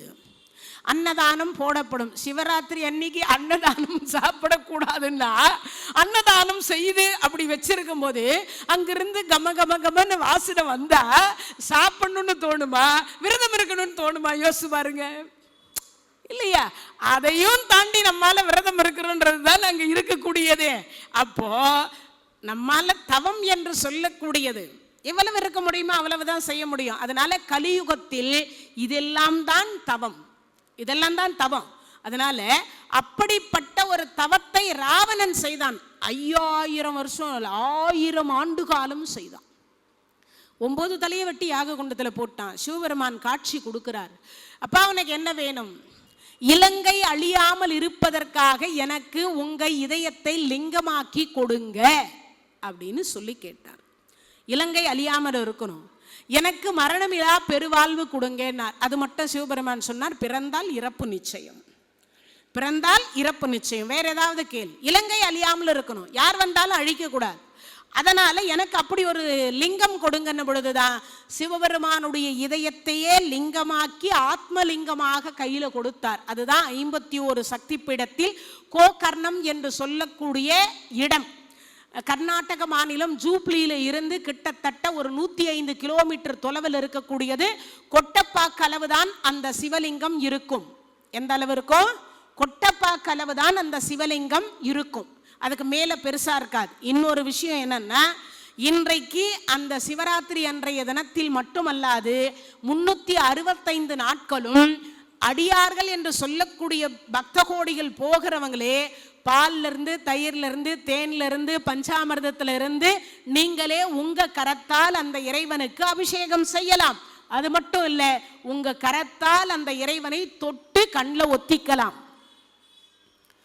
எவ்வளவு இருக்கும் சிவலிங்கம்? கொட்டைப்பாக்கு அளவு தான் இருக்கும். இந்த முழுசா கொட்டைப்பாக்கு அறுக்காம வரும் தெரியுமா? அவ்வளவுதான் இருக்கும். கட்டை விரல்ல பாதி. உங்களுக்கு எக்ஸாம்பிள் சொல்ற மாதிரி, இந்த கட்டை விரல் இருக்கே கையில, அதுல பாதி, அவ்வளவுதான் சிவலிங்கம் இருக்கும். அது பேர் ஆத்மலிங்கம்னு பேரு, கோகர்ணம்னு பேரு. கர்நாடக மாநிலம் ஜூப்ளியிலிருந்து 105 கிலோமீட்டர் தொலைவில் அந்த இறைவன் இருக்கின்றார். ஒரு முறையாவது வாழ்க்கையில இறைவன் இதயத்தை பார்க்கக்கூடிய பாக்கியம் நம்ம எல்லாம் கிடைச்சுட்டா உண்மையிலே நம்மை போன்று பாக்கியவான்கள் இல்லைன்னு சொல்லலாம். எனக்கு கூட இன்னும் அந்த பாக்கியம் கிடைக்கல. ஏன்னா நீங்க உடனே கேட்பீங்க, அம்மா நீங்க பார்த்துட்டீங்களான்னு. எனக்கும் இன்னும் அந்த பாக்கியம் கிடைக்கல. இறைவன் எப்போ கருணை பண்ணுவார் நானும் பார்த்துட்டு இருக்கேன். சரி, முயற்சி செய்வோம். அவன் அருளாலே அவன் தாள் வணங்கி. இப்போ நீங்க கோகர்ண நாயகரையும் தரிசனம் பண்ணிட்டீங்க பாருங்க. சிவராத்திரி அன்னைக்கு எத்தனை ஈஸ்வரனை நம்ம தரிசனம் பண்றோம் போகாமலேயே. இப்ப அவர் கையில் கொடுக்கப்பட்டதுதான் இந்த 12 ஜோதிலிங்கம். 12 ஜோதிலிங்கம் சொன்ன இல்லையா? அந்த ஆத்மலிங்கம் இல்லாமல் 12 ஜோதிலிங்கத்தை ராவணன் கையில் சிவபெருமான் கொடுத்தார். வாங்கிய தினம் இன்றைய தினம். வாங்கிய தினம் இன்றைய தினம். சிவராத்திரி அன்னைக்கு தான் கொடுத்தாராம். சரி, இப்போ புகழ்பெற்ற அந்த 12 ஜோதி லிங்க தலங்களுடைய விவரங்களை சொல்றோம். முழுமையாக அதனுடைய பெருமையெல்லாம் தெரிஞ்சுக்க முடியாது. நீங்கள் 51 சக்தி பீடத்தில் ஏற்கனவே அதை சொல்லி இருக்கிறோம். ஆனால் நாம் இன்றைய தினத்தில் சிவராத்திரின்றதுனால அந்த ஜோதி லிங்கம் எங்கு உள்ளது, அவருடைய நாமம் என்ன அப்படிங்கிறத மட்டும் நம்ம தரிசனம் செய்து கொள்ளலாம். சின்ன சின்ன கதைகள் மட்டும் அதில் இருக்கக்கூடியதை மட்டும் உங்களுக்கு நான் சுருக்கமான முறையில் சொல்லிடுறேன். முதல் நாதர் குஜராத் மாநிலம், அதாவது பார்த்தீங்கன்னா குஜராத்தில் இருக்கக்கூடிய சோமநாதர் அப்படின்னு சொல்லக்கூடியது. அந்த சோமநாதம் என்கின்ற பெயரோடு ஜில்லா பரஸ்பட்டணம் அப்படிங்கிற ஊர்ல இருந்து இறைவன் நாமம் பெயர் சோமநாதர்னு பேரு. இந்த தலத்தில் தான் 27 பெண்களை திருமணம் சந்திர பகவான் செய்து கொண்ட தலம். அதில் ரோகிணியை மட்டும் விரும்பினார்னு நான் ஏற்கனவே சொல்லியிருப்பேன் கதையில, கந்த புராணத்தில் சொல்லியிருக்கலாம் அவங்க கூட. அப்போ அந்த 27 பெண்களில் ரோகிணியை மட்டும் அன்பு செலுத்தி மற்ற 26 பெண்களை கண்டுகொள்ளலை. அப்போ சிவபெருமான் என்று சொல்லக்கூடியவர் அந்த இடத்தில் சென்று தட்சன் கொடுத்த சாபத்தை நிவர்த்தி செய்து சிவபெருமானாக இருக்கக்கூடியவனுடைய திருமுடியில் இந்த சந்திர பகவானை தூக்கி முடியில் வைத்த ஒரு இடம்தான் இந்த சோமநாதம். சோமன்னா என்னன்னு உங்களுக்கே புரிஞ்சிருக்கும்னு நினைக்கிறேன். சோமன்னா என்ன பேரு? சந்திரன். அப்போ சந்திரனை தன்னுடைய திருமுடியில் வைத்த ஒரு இடம்தான் இது. எங்க இருக்குன்னா குஜராத் ஜூனாகா ஜில்லா அப்படின்ற சொல்லக்கூடிய இடத்தில் இருக்கின்றது. இறைவனுடைய திருநாமம் சோமநாயகி என்பது பெயர், சோமநாதர் என்பது பெயர். பெண்கள் சந்திரனுடைய சாபம் நீங்க பெற்ற, தட்சனுடைய சாபம் நீங்க பெற்ற தலம் என்பது இதனுடைய பெயர். சோமநாதர்னு அந்த இறைவன் முதல் லிங்கம் அதுதான். அது மட்டும் இல்லை, இந்த குஜராத் மாநிலத்தில் இந்த சோமநாதம் என்று சொல்லக்கூடிய தலத்தில் தான் கிருஷ்ண அவதாரம் என்று சொல்லக்கூடிய அவதாரம் முடிவு பெற்ற தலமும் இந்த தலம்தான். இது நினைவுக்காக இந்த இடத்துல நான் சொல்லிக்கிறேன். ஏன்னா இது தெரிஞ்சு வச்சுக்கணும் நீங்கள்லாம். ஏன்னா நம்மால் அந்த தலத்துக்கு போய் தரிசிக்க முடியாவிட்டாலும் சிவராத்திரி என்ற தினத்தில் அந்த 12 ஜோதிலிங்கத்தையும் தரிசிக்கக்கூடிய ஒரு பாக்கியம் வார்த்தையாலையாவது மனோலயத்தின் மூலியமாக மனதால் என்ன மனசால பூஜை பண்ண 63 நாயன்மார்கள்ல ஒருத்தர் இருக்கார். யார் அவரு?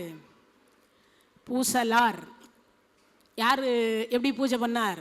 கோயில் கட்டணும்னு ஆசைப்பட்டார், கட்ட முடியல, மனசாலேயே கோயில் கட்டினார். கடம்ப மன்னன் கும்பாபிஷேகமும் இவருடைய கும்பாபிஷேக தேதியும் ஃபிக்ஸிங் ஆயிடுச்சு. சிவபெருமான் என்ன சொன்னார்? மன்னா அடுத்த முகூர்த்தத்தில் உன்னுடைய கும்பாபிஷேகத்தை வச்சுக்கோன்னார். ஏன் யான்னார்? இல்லை இல்லை இன்னைக்கு எனக்கு ஒரு முக்கியமான கும்பாபிஷேகம் இருக்குன்னார். எனக்கு தெரியாத யாரையா அப்படி கும்பாபிஷேகம் தேதி ஃபிக்ஸ் பண்ணியிருக்கான்னார். திருநின்ற ஊரில் பூசலார்னு ஒருத்தர் இருக்கார், அவர் தான் வச்சிருக்கார்.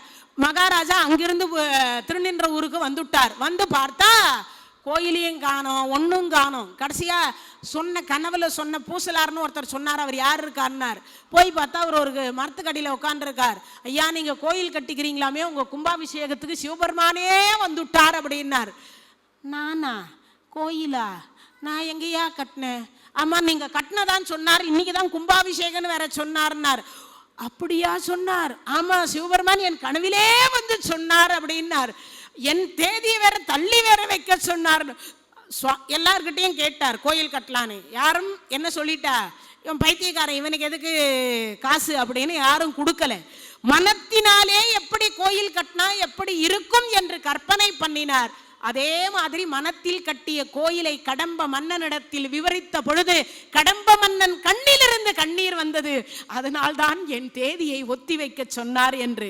அது மாதிரி நாமும் இன்னைக்கு எத்தனை சிவலிங்கத்தை தரிசனம் பண்ண நமக்கு கொடுப்பனை இருக்கோ அத்தனையும் தரிசனம் பண்ணிடலாம். அதனால அங்க போனாதான் இல்லை, சிவராத்திரி என்ற தினத்தில் இத்தனை சிவாலயத்தையும் நம்ம மனத்தினாலேயே பூஜிக்கிறோம். இங்க இருந்த இடத்திலிருந்து சிவசுப்பிரமணிய சுவாமி ஆலயத்திலிருந்து நமக்கெல்லாம் இன்னைக்கு கிடைத்திருக்கக்கூடிய அருள் வர பிரசாதம் அப்படின்னு சொல்லலாம். இன்னைக்கு நமக்கு கிடைச்சிருக்கக்கூடிய அற்புதமான பிரசாதம்னு சொல்லலாம். அப்படிப்பட்ட கிருஷ்ண அவதாரம் முடிந்த ஒரு தலம் தான் இந்த சோமநாதம், குஜராத் மாநிலத்தில் இருக்கக்கூடியது. சந்திரன் சாபம் நீங்க பெற்ற தலம், சிவபெருமான் திருமுடியில் வைத்த தலம். எதை? பித்தா பிறை சூடி பெருமானே அருளாளா என்று சுந்தரமூர்த்தி சுவாமிகள் பாடி அருளி கொடுத்தார் அல்லவா? அப்படிப்பட்ட சோமநாத தலம் என்பது இந்த தலத்தினுடைய பெயர். அடுத்து ஸ்ரீ சைலம் இரண்டாவது தலம் 12 ஜோதிலிங்கத்தில் இது இருக்கக்கூடிய இடம் ஆந்திர மாநிலத்தில் கர்னூல் மாவட்டத்தில் திருப்பருபதம் என்கின்ற இடத்தில் இருக்கின்றது. இறைவனுடைய திருநாமம் மல்லிகா அர்ஜுனர் என்றது பெயர். இறைவனுடைய திருப்பெயர் மல்லிகா அர்ஜுனர் என்பது பெயர். தல விருட்சம் மருதமரம். தேவி பிரம்மராம்பாள். அம்பாளுடைய திருப்பெயர் பிரம்மராம்பாள். இதுவும் சக்தி பீடங்களில் ஒன்று. பூலோக கைலாசம்னு பேர்.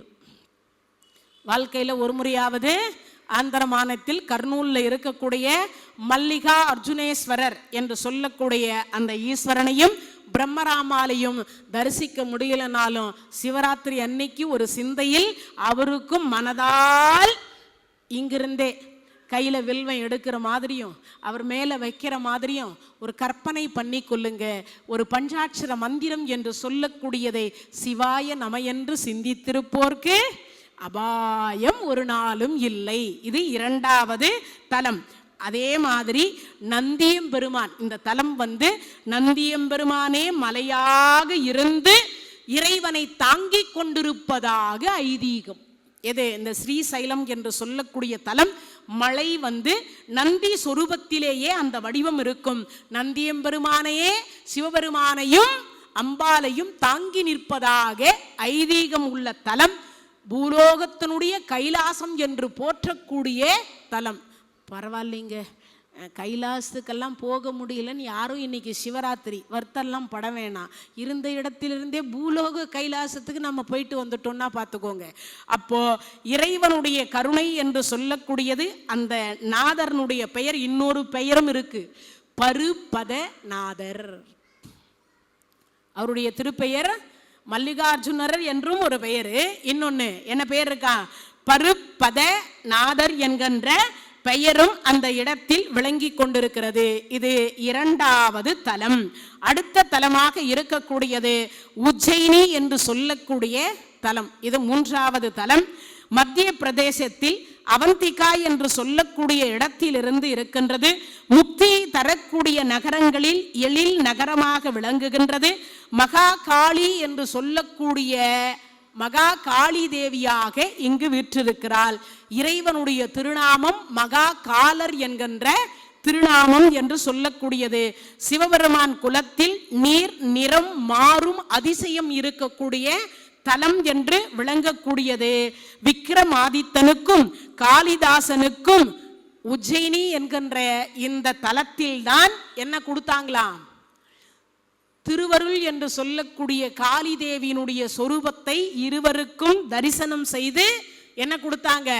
கல்வி அறிவு என்று சொல்லக்கூடிய அறிவை கொடுத்த தலம் இந்த மூன்றாவது உஜ்ஜயினி என்று சொல்லக்கூடிய தலமாக விளங்கக்கூடியது. நான்காவது திருத்தலம் ஓங்காரம் என்பது இதனுடைய தலத்தினுடைய பெயர். மத்திய பிரதேசம் நர்மதை நதிக்கரையில் கான்காட்டார் அப்படிங்கிற இடத்தில் இந்த தலம் இருக்கு. இந்தூர் பிரிவில் இந்த தலம் உள்ளது. இந்த தலம் மத்திய பிரதேசல இந்தூர் அப்படின்னு சொல்லக்கூடிய பகுதியில் இருக்கு.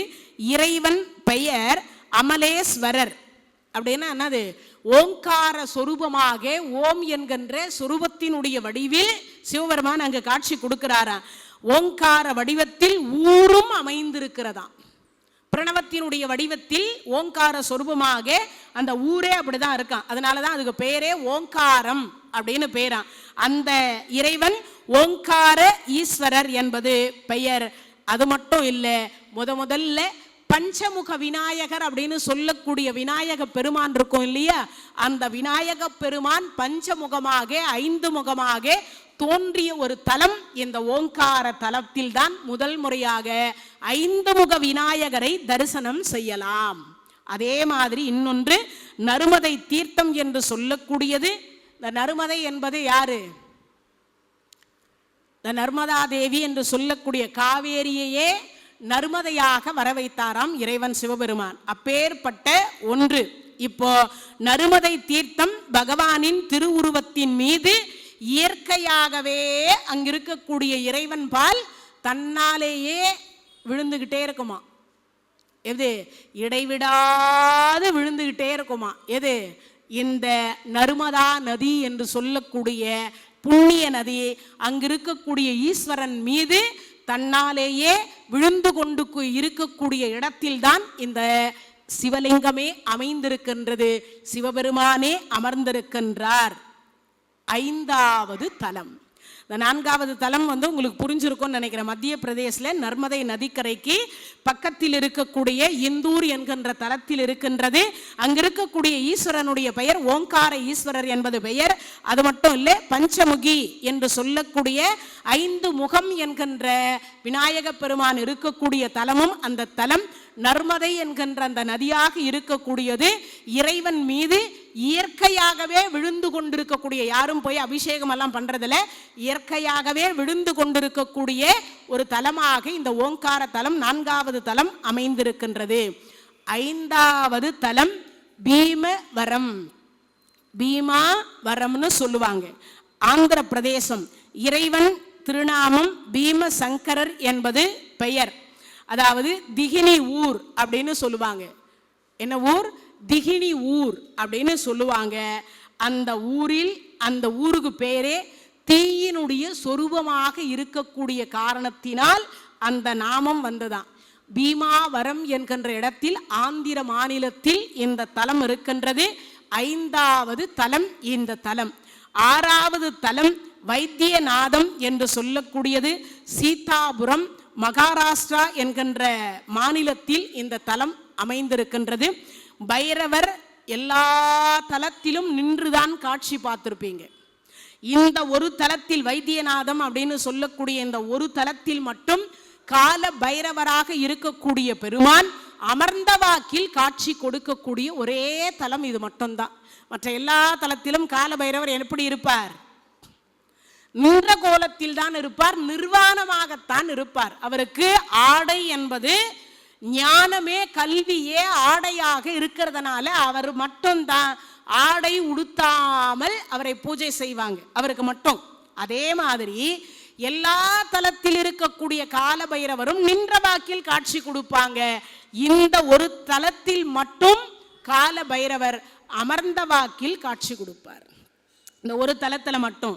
அது மட்டும் இல்லை, கால பைரவர் அமர்ந்திருக்கும் திருக்கோலத்தோடு ராவணன் என்று சொல்லக்கூடியவன் இந்த வைத்தியநாதம் என்று சொல்லக்கூடிய தலத்தில்தான் அதாவது 1000 வருஷம் ஒரு காலை மடக்கி ஒரு காலை ஊன்றிக்கொண்டு நெருப்புக்கு நடுவில் இருந்து சிவாய நமையென்று சிந்தித்திருப்போர்க்கு அபாயம் ஒரு நாளும் இல்லை என்கின்ற பஞ்சாட்சர மந்திரத்தை இடைவிடாது உச்சரித்த ஒரு இடம் ராவணன் தவம் இருந்த இடம்.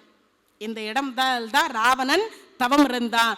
தனது தலைகளை 9 அறுத்து சிவபெருமானுடைய பாதத்தில் வைத்தான் ராவணன். இதை பக்திக்கு மெச்சி அவனுடைய சிரங்களை மீண்டும் கொடுத்தார் சிவபெருமான். இந்த தலத்துல தான் என்ன கொடுத்தார்? மீண்டும் கொடுத்தார்.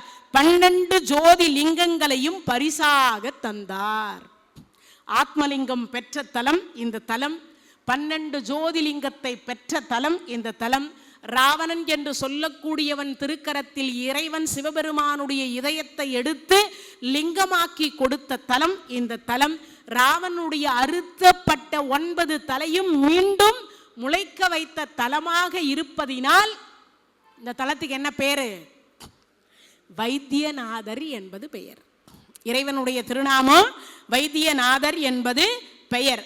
இந்த 6வது தலம் மகாராஷ்டிர மாநிலம் சீதாபுரம் என்கின்ற இடத்தில் இருக்கின்றது.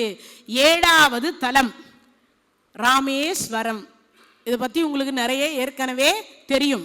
இறைவனுடைய திருநாமம் ராமநாதன். ராவண வதத்தால் ஏற்பட்ட தோஷத்தை நிவர்த்தி செய்வதற்காக ராமபெருமானுடைய திருக்கரத்தால் பூஜிக்கப்பட்ட தலம் இது.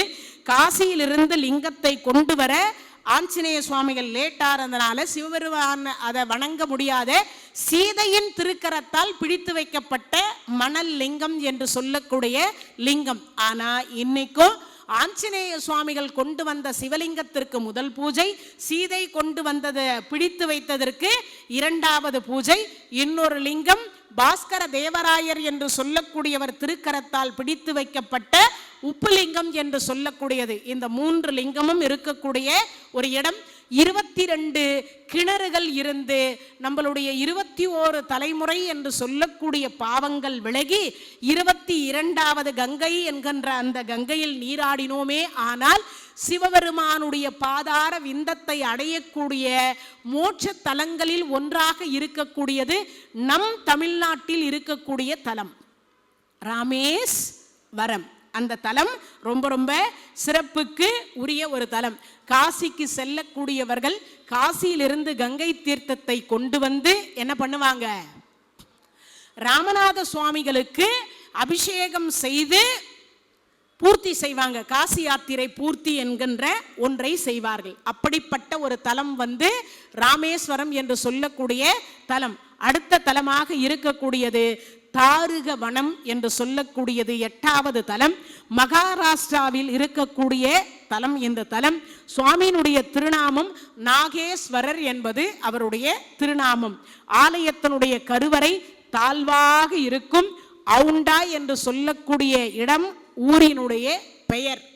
இந்த தலத்தில் இங்க என்ன சிறப்பு நடந்தது அப்படின்னா, சிவபெருமானுடைய பெருமை தெரியாத தாருகவன இருடிகள் அப்படின்னு முனிவர்கள் எல்லாம் என்ன பண்ணாங்கன்னா, சிவபெருமானுடைய தன்மை தெரியாம, திருவருள் தெரியாம, சிங்கம், புலி, யானை, கரடி, பாம்பு இருக்கக்கூடிய ஆயுதங்கள் அத்தனையும் சிவபெருமான் மீது மானிலிருந்து மடுவிலிருந்து அவரை கொல்ல வேண்டும் என்று அனுப்பிட்டே இருந்தாங்க.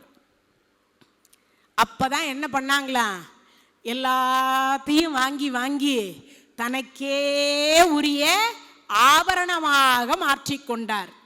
எதை?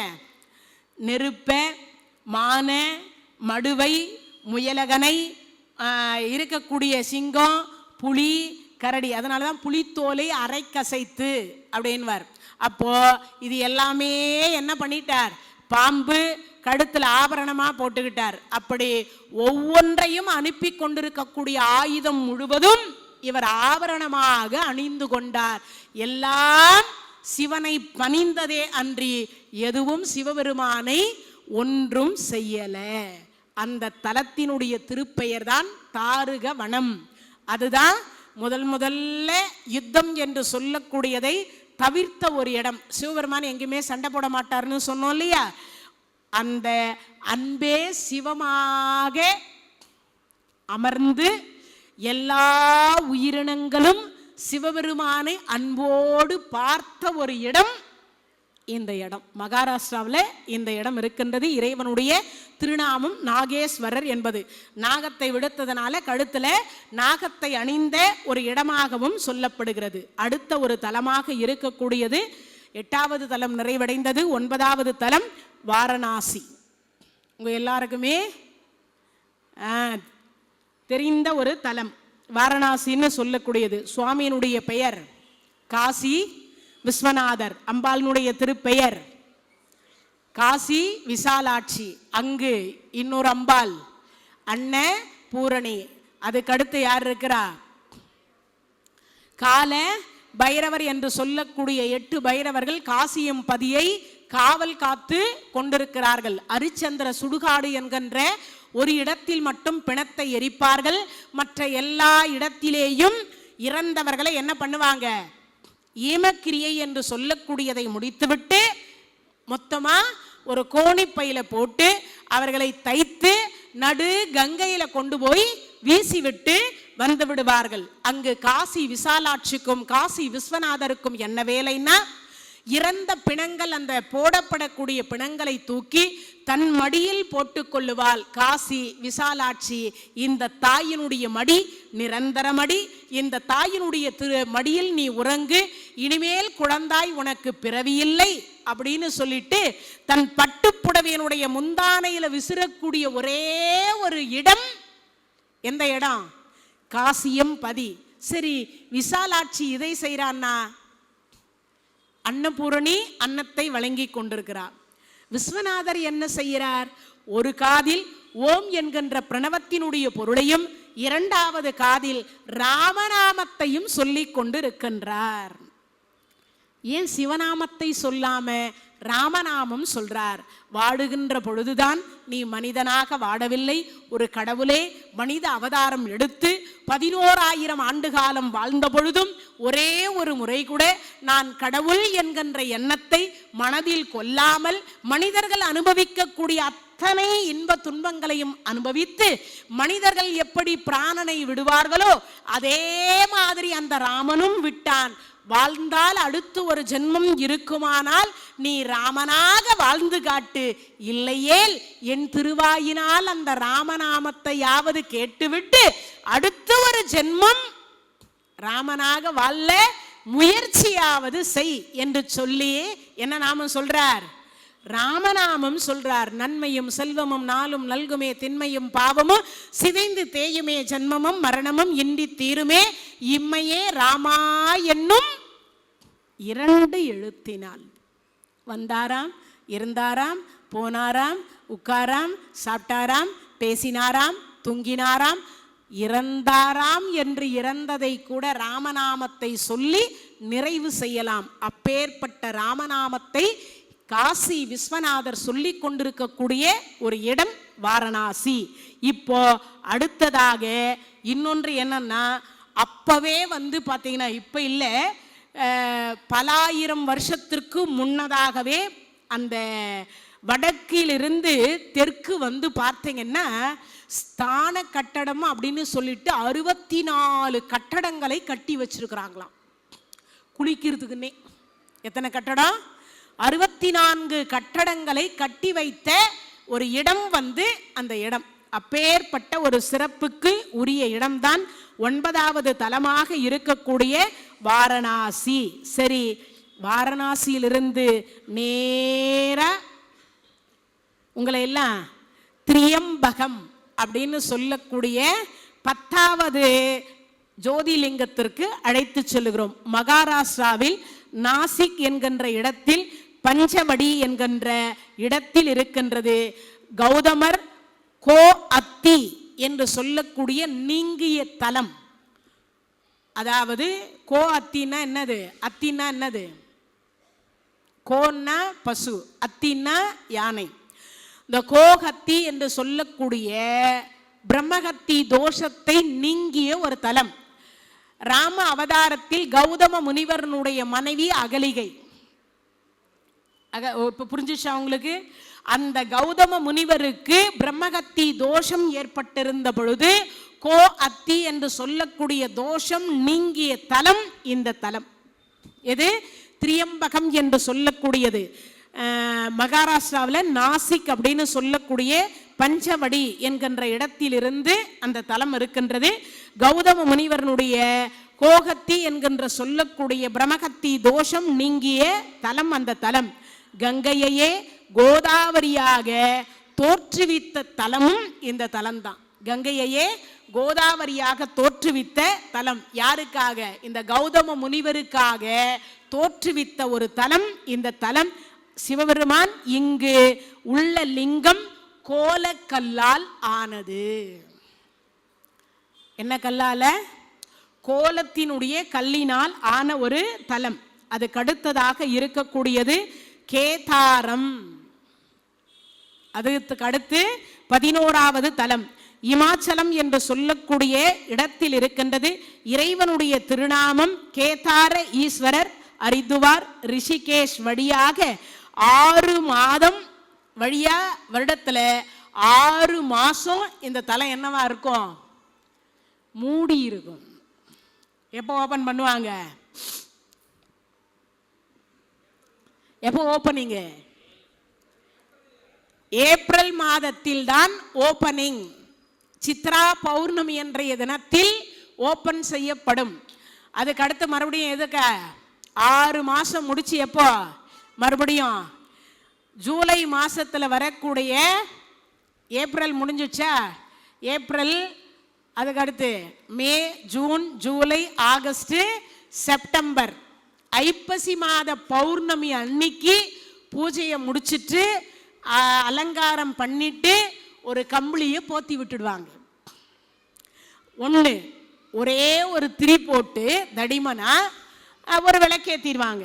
அப்படி அந்த விளக்கு ஏற்றி முடிச்சிட்டாங்கன்னா 6 மாதம் அந்த விளக்கு அடுத்த முறை போய் எப்போ சித்ரா பௌர்ணமிக்கு திறக்கிறாங்க பாருங்க, அது வரைக்கும் அந்த கோயில் விளக்கு அணையாமல் இருக்கும். இதை தரிசிப்பதற்கே முக்காவாசி அந்த இடத்துக்கு போவாங்க. அப்படி ஒரு முறையாவது நாம் தரிசித்து விட்டோமே ஆனால் கைலாய பதவி, எது கைலாய பதவின்னு சொல்றோம் இல்லையா, அந்த கைலாய பதவி கிடைப்பது திண்ணம், உறுதின்னு அர்த்தம். அந்த ஜோதியை அப்போ கதவை திறப்பாங்க, அந்த ஜோதியை தரிசனம் பண்ணணும். யாரும் போய் ஏற்றலாம் மாட்டாங்க, ஓப்பனிங் அதை தான் பார்ப்பாங்க. இன்னொரு அதில் இருக்குது, அப்படி ஓப்பன் பண்ணிவிட்டு அந்த ஜோதியை தரிசனம் பண்ணிவிட்டு அந்த மேலே போத்தி இருக்காங்க பாருங்க, அந்த கம்பளியை எடுப்பாங்க. அப்படி எடுத்த உடனே இன்னைக்கு இப்போ பூத்த பூ அலங்காரம் செய்தால், அபிஷேகம் செய்துவிட்டு அலங்காரம் செய்தால் எப்படி அந்த இறைவன் இருப்பாரோ அப்படியே இருக்கும். ஒரு பூ கூட அழுகி இருக்காது, வாடியும் இருக்காது. இதெல்லாம் எத்தனை அதிசயம்! நமக்கெல்லாம் இப்படியெல்லாம் பார்க்கறதுக்கு பாக்கியம் இருக்குமா தெரியல. கொடுத்து வச்சா பார்ப்போம், இல்லையா இது மாதிரி செவி வழியாவது கேட்போம். அப்போ இமாச்சலத்தில் இறைவனுடைய திருநாமம் கேதார ஈஸ்வரர் என்பது திருநாமம். ஹரிதுவார் ரிஷிகேஷ் வழியாக வருடத்தில் 6 மாதம் பனியால் மூடி இருக்கக்கூடிய தலம் என்று சொல்லக்கூடியது. ஆலயத்தினி அருகாமை வரைக்கும் பஸ் போகும், ஆலயத்துக்கு பக்கம் வரைக்கும், அந்த வாசல் வரைக்குமே பஸ்ஸே போகுமா. அப்படிப்பட்ட ஒரு ஈஸ்வரன் யாரு, கேதார ஈஸ்வரர் என்று சொல்லக்கூடியது 11வது தலம். இந்த கேதாரம் அப்படின்னு சொல்லக்கூடிய தலம் இமாச்சலத்தில் இந்த தலம் இருக்கின்றது. 12வது தலம் என்று சொல்லக்கூடியது குசுமேஸ்வரர். இது எங்க இருக்கு ஒரு கேள்வி வரும் இல்லையா. மகாராஷ்டிரா ராஜ்யத்தில் இறைவன் நாமமே குசுமேஸ்வரர். சிவலிங்கத்தின் நிறம் சிவப்பு, சிவலிங்கத்தினுடைய நிறம் என்னவாக இருக்கு, சிகப்பாக இருக்கும். இருக்கும் இடம் எல்லோரா குகைக்கு அருகாமையில் இந்த சிவலிங்கம், எது இந்த சிவாலயம் உள்ளது. 12 ஜோதிலிங்கங்களும் இப்படிதான் நிறுவப்பெற்றது. 12 ஜோதிலிங்கமும் இப்படிதான் நமக்கு நிறுவப்பட்டது. இந்த 12 ஜோதிலிங்கத்தை இன்றைய தினத்தில் நமக்கு ஒரு தரிசிப்பதற்கு மிகப்பெரிய வாய்ப்பாக அமைந்தது. அதுக்கப்புறம் சிவராத்திரியினுடைய பெருமை, முதல்ல சிவராத்திரி எப்படி உண்டாயிற்று. சிவபெருமானும் பார்வதி அம்மையாரும் அமர்ந்திருந்தாங்க. இந்த அமர்ந்திருக்கிற பொழுது என்ன பண்ணிட்டா, இந்த அம்மா விளையாட்டா கண்ணை மூடிட்டா. உலகம் இருண்டு விட்டது. இப்ப இந்த பாவம் ஒரு செகண்ட் உலக உயிரினங்கள் அத்தனையும் இருளில் மூழ்கி போச்சு.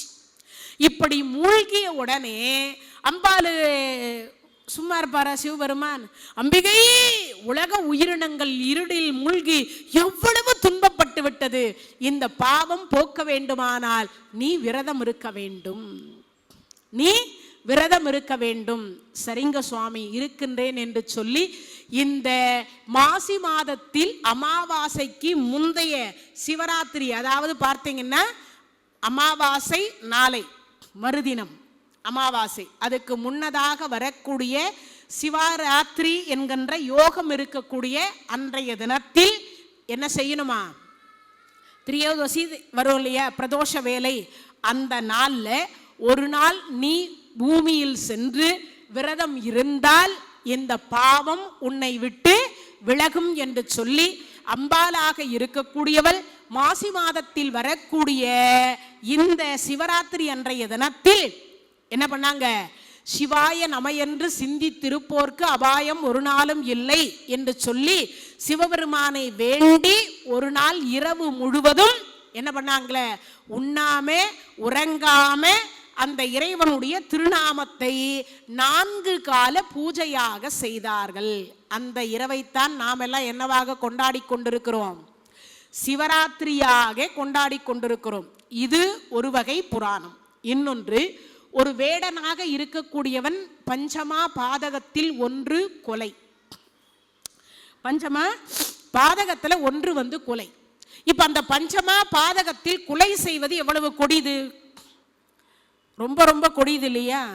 அதுல எல்லா விலங்குகளையும் அவன் வேட்டையாடுவான். அப்படி காட்டுக்கு வேட்டைக்கு போனான்.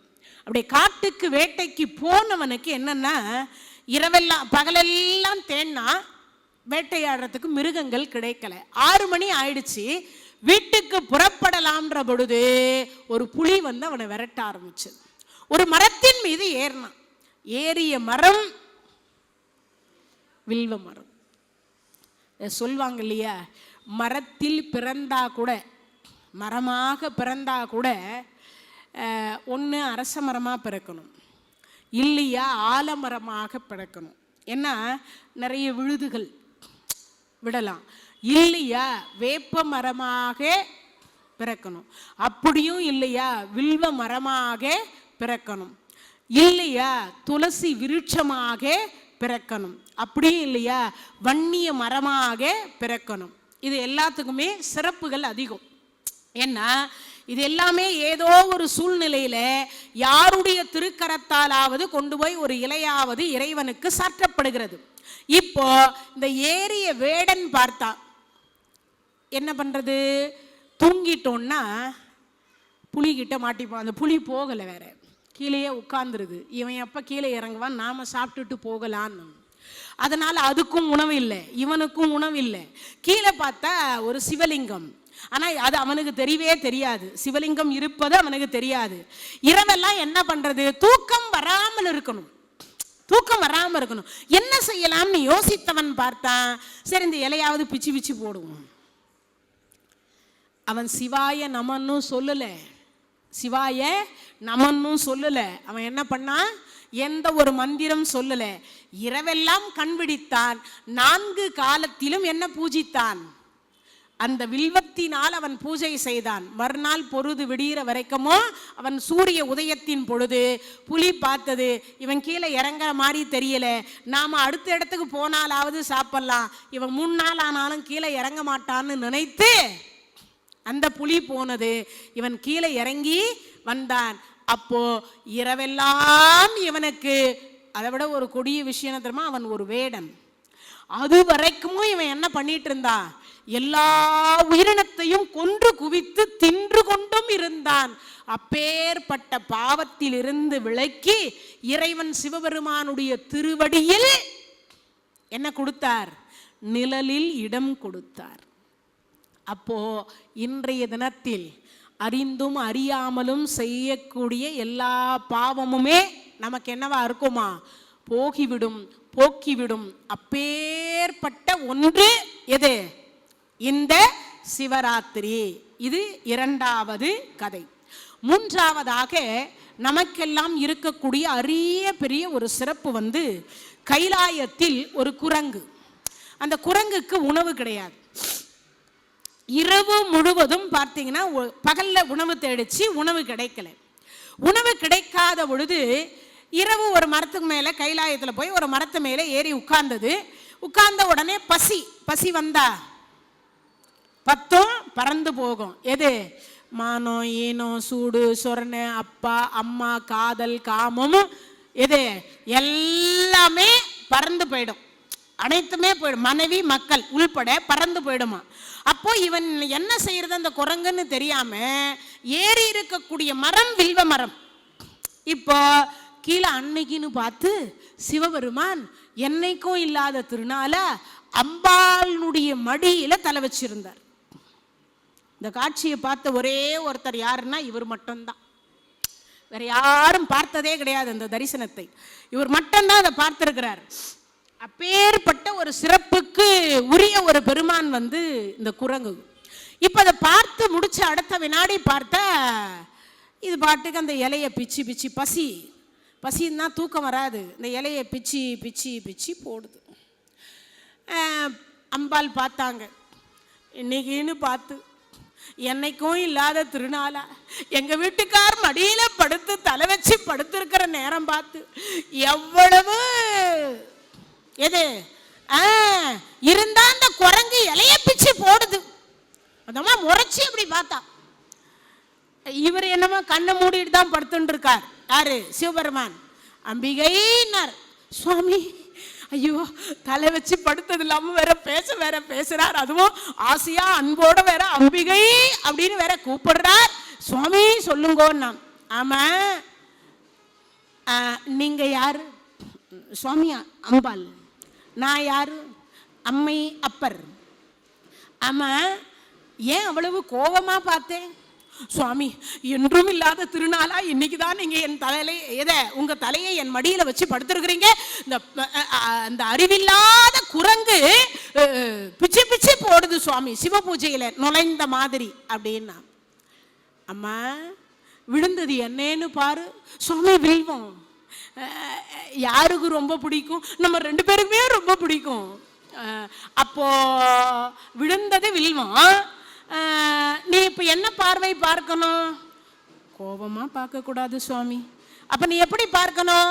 கருணையோடு பார்க்கணும். தனம் தரும், கல்வி தரும், ஒரு நாளும் தளர்வரியா மனம் தரும், தெய்வ வடிவு தரும், நெஞ்சில் வஞ்சமில்லா இனம் தரும், நல்லன எல்லாம் தரும் அன்பர் என்பவருக்கே பூங்குழலால் கனம் தரும், பூங்குழலால் அபிராமி கடைக்கண்களே. இந்த கடைக்கண் பார்வை அம்பிகையின் பார்வை பட்ட உடனே அதுக்கு அறிவு வந்துருச்சு. இறங்கி வந்தது. 3 முறை வலம் வந்தது. வலம் வந்த உடனே என்ன பண்ணுச்சு? கையெடுத்து இருகரம் கூப்பி கும்பிட்டது. கூப்பிட்ட உடனே சிவபெருமான் சும்மா இருப்பாரா?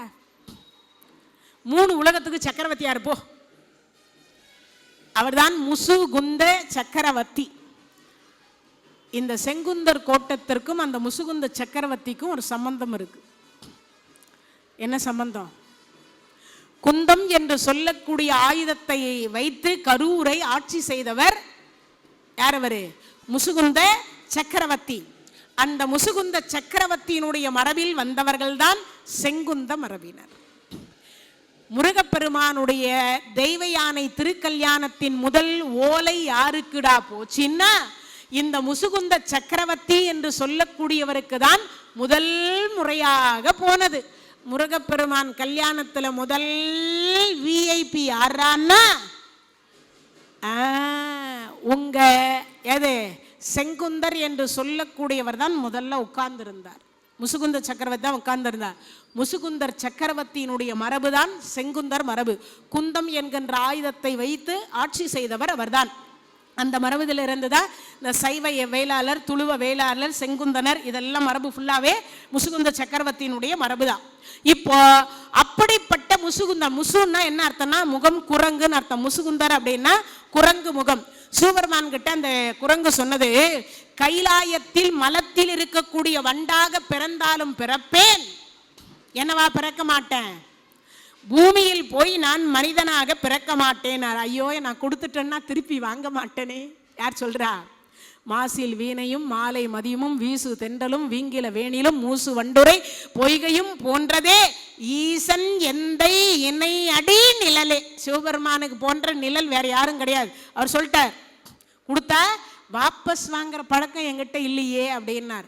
அப்படியானால் ஒரு நிபந்தனை என்று அந்த குரங்கு சொன்னது. என்ன நிபந்தனை? இதே முகத்தோடு நான் பூமியில் அவதரிக்க வேண்டும். சிவபெருமான் ஆச்சரியப்பட்டார். எல்லாம் அழுகுதானே கேட்பாங்க. இப்பயும் திட்டும் போது என்ன திட்டுறோம்? இஞ்சி தின்னு குரங்கு மாதிரி உட்கார்ந்துருக்கு அப்படிதானே திட்டம் எல்லாருமே. அப்போ அப்படிதான் எல்லாரும் திட்டுறாங்க. அந்த முகம் அவ்வளவு அகோரமா இருக்குன்னு தான் திட்டுறாங்க. முகம் நல்லா இல்லைன்னு சொல்றதுக்கே உன்னதான் உதாரணம் காட்டுறாங்க. நீ அழகோட கேட்டா பரவாயில்ல, இதே முகத்தோட பிறக்கணும்னு சொல்றியே ஏன்னு சிவபெருமான் கேட்ட பொழுது, அப்பொழுது அந்த குரங்கு சொன்னது, தினமும் முகத்தை கண்ணாடியில் பார்க்கின்ற பொழுது எனக்கு முன் ஜென்மத்தினுடைய ஞாபகம் வரும். அப்பொழுது பாவத்தை நான் அதிகமாக செய்ய மாட்டேன், குரங்கிலிருந்து வந்தவன் நான், குரங்கிலிருந்து வந்தவன் நான், குரங்கிலிருந்து வந்தவன் நான் என்று சதா சர்வகாலமும் இரவாத இன்ப அன்பு வேண்டி பின் வேண்டுகின்றார். பிறவாமை வேண்டும் மீண்டும் பிறப்புண்டேல் ஐயனே உன்னை மறவாமை வேண்டும் இன்னும் வேண்டும் அரவாணி ஆடுகின்ற பொழுது மகிழ்ந்து பாடி உன் அடியின் கீழ் இருக்க வேண்டும் என்று அந்த காரைக்கால் அம்மையார் புனிதவதி தாயார் எப்படி கேட்டாலோ அதுபோல உன்னை நான் மறவாமல் இருப்பேன், என் ஜென்மமும் நினைவில் இருக்கும், பாவத்தை அதிகமாக நான் செய்யாமல் இருப்பேன், மீண்டும் உன் திருவடியை சேருவதற்கு இந்த முகம் எனக்கு அடையாளமாக இருக்கும் என்று வரமாக வாங்கிய ஒரு தினம் இன்றைய சிவராத்திரி. சரி, இவ்வளவுதானா சிவராத்திரி பெருமை அப்படின்னா ஒரு எலியும் பூனையும் நம்ம சிவ ஆலயத்தில் இருந்தது. ஒரு எலியும் பூனையும். இந்த பூனை சொல்லுதான், எப்படியாவது உன்னை நான் சாப்பிடாம விட்டுருவேன். அதுக்கு இந்த எலி சொல்லுதான், அவன் அருளாலே அவன் தாள் வணங்கி அவன் அன்றி ஓர் அணுவும் அசையாது என்று என்னை படைக்கப்பட்டானோ அன்று இறப்பு எழுதி வைத்திருப்பான், அவன் கருணை இருக்கின்ற வரைக்கும் நீ என்னை தொட முடியாது. இப்படியே சொல்லிட்டு சிவபெருமானுக்கு அடியில ஒரு பொந்து இருக்கும், அங்க போய் நுழைஞ்சுக்குமா.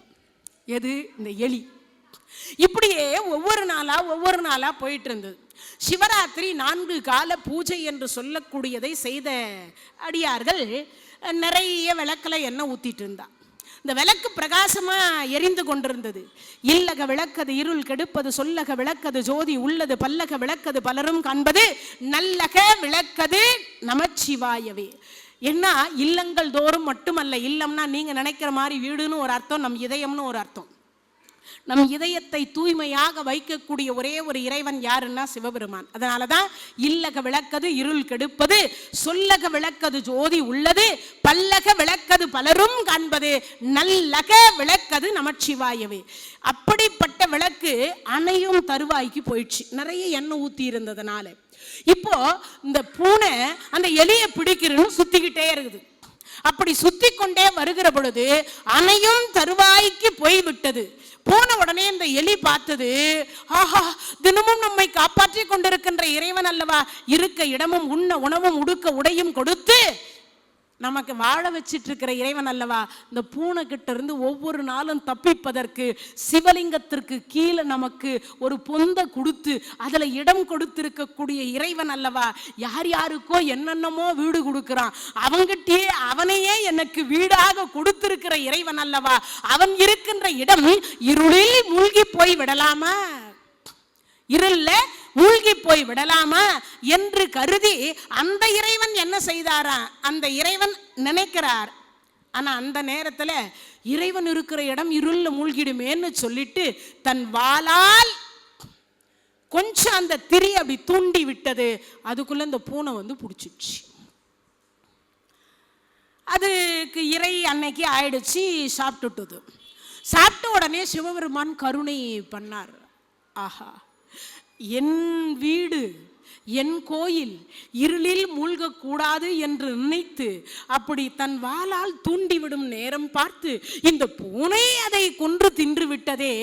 அது என்ன சொல்லி கொண்டிருந்தது இத்தனை நாளா, அவன் அருளாலே அவன் தாள் வணங்கி அவனன்றி ஒரு அணுவும் அசையாது, அவன் கருணை எனக்கு இருக்கின்றது, அவனே எனக்கு அவன் இடத்தில் வீடு கொடுத்து வச்சிருக்கிறான், உன்னால என்ன தொட முடியாதுன்னு இவ்வளவு சவால் விட்டத நம்ம கண்ணு முன்னாடியே நம்ம வீட்டு விளக்கை ஏற்றி வைக்கிற பொழுது அதுக்கு ஆயுள் முடியும் என்று நினைத்தால் அப்ப நான் கருணையோடு இருக்க வேண்டாமா என்று பார்த்தார். நீ எலிதானே இருந்த, 3 உலகத்துக்கு ஆளக்கூடிய சக்கரவர்த்தியா இருப்போ. அவர்தான் வேறு யாரும் அல்ல, மகாபலி சக்கரவர்த்தி.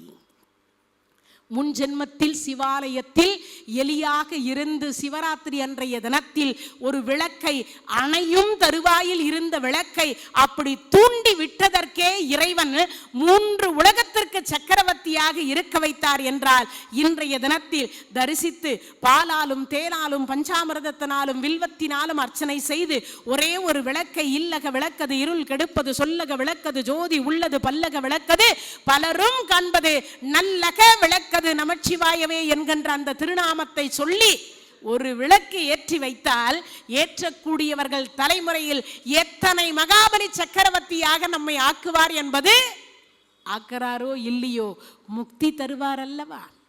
அந்த எலிக்கு முக்தி கொடுத்தது போல நமக்கும் முக்தி தருவார் அல்லவா? எலிக்கு முக்தி மட்டுமா கொடுத்தார்? என்றும் 16ஆக இருக்கக்கூடிய சிரஞ்சீவிகளில் ஒருவர் மகாபலி சக்கரவர்த்தி இன்னைக்கும் உயிரோட இருக்கின்றார். யாரவர்? மகாபலி சக்கரவர்த்தி. ஏன்னா இந்த பூனையினுடைய வாயில போய் நீ உணவாக மாறியதனால உன்னை எவனாலையும் அழிக்க முடியாது, என்றும் சிரஞ்சீவியா இருன்னு கொடுத்துட்டார். அவர்கிட்ட தான் போய் நம்ம தசாவதாரத்தில் வாமன அவதாரத்தை எடுத்து 3 அடி மண் கொடு என்று கேட்டு, அப்படி கேட்ட அடுத்த வினாடி என்ன பண்ணிட்டார்? 1 அடியை பூமியை அளந்துட்டு, 2வது அடியை வானத்தை அளந்துட்டு, 3வது அடியை எங்கடா அளக்கிறது அப்படின்னு கேட்ட அடுத்த வினாடி என்ன பண்ணிட்டார்? தன் எதை கொடுத்தார்? திருமுடியே கொடுத்தார், தலையை கொடுத்தார். அப்படியே பாதாள உலகத்தில் வைத்தார். இன்றைக்கும் பாதாள உலகத்தில் இருக்கின்றார். ஐப்பசி மாதம் திருவோணம் என்று சொல்லக்கூடிய ஓணம் பண்டிகை அன்றைய தினத்தில் இந்த திருமாலாக இருக்கக்கூடிய பெருமாளே குடைபிடிக்க மகாபலி சக்கரவர்த்தி ஒரு முறை இந்த பூலோகத்திற்கு வந்து சுற்றி பார்த்துவிட்டு மீண்டும் பாதாள உலகத்திற்கு செல்லுகிறார். அதை விட இன்னொரு சிறப்பு என்ன தெரியுமா? முன்ஜென்மத்தில் எலியாக இருந்தவர் மகாபலியாக பிறந்தார் என்பது உங்களுக்கு புரிந்திருக்கும், தெரிந்திருக்கும். ஆனா இதை விட இன்னொரு சிறப்பு இருக்கிறது. பாதாள உலகத்தில் இருக்கக்கூடிய அந்த மகாபலி சக்கரவர்த்திக்கு வாட்ச்மேன் யாருன்னு கேட்டா திருமாலாக இருக்கக்கூடிய பெருமாள் 8 லட்சுமியின் நாயகர் தான் இன்னைக்கு வரைக்கும் வாட்ச்மேன் வேலை செய்கிறார். இன்னைக்கு வரைக்கும் வாட்ச்மேன் வேலை செய்கிறார். பிரகலாதருடைய பேர பிள்ளை இந்த மகாபலி சக்கரவர்த்தி என்று சொல்லக்கூடியவர். ராவணன் என்று சொல்லக்கூடியவனாலும் வெல்ல முடியாத ஒரே ஒரு சக்கரவர்த்தி யாருன்னு கேட்டா இந்த மகாபலி சக்கரவர்த்தி. ஒரு முறை நாரதர் சொன்னாராம், ராவணா எல்லாரையும் நீ வெற்றி பெற்று விட்டாய், இந்த பாதாள உலகத்துல மகாபலின்னு ஒருத்தன் இருக்கான், முடிஞ்சா அவனை போய் வெற்றி பெற்று வா பார்க்கலாம் அப்படின்னார். நாரதரை என்னால் முடியாதுன்னு நினச்சிக்கிட்டீங்களா? நான் என்ன சொல்கிறது, அவன் தான் சொன்னான் அப்படின்னு, நீ வேணும்னா அவனை போய் கேளுன்ட்டார். நேராக இங்கிருந்து படைகளை திரட்டி கொண்டு ராவணன் பாதாள உலகத்துக்கு போனான். போன உடனே மகாபலி சக்கரவர்த்தி நிற்கிறார், சிம்மாசனத்தில் இருக்கிறார். வாட்ச்மேன் யாரான்னு கேட்டால் திருமால் நிற்கிறார். திருமால் நின்று கொண்டிருக்கிறத ராவணன் பார்த்துட்டான். நீங்கள் திருமால், நீங்கள் வைகுந்த பெருமாள் இல்லை? ஆமாம்.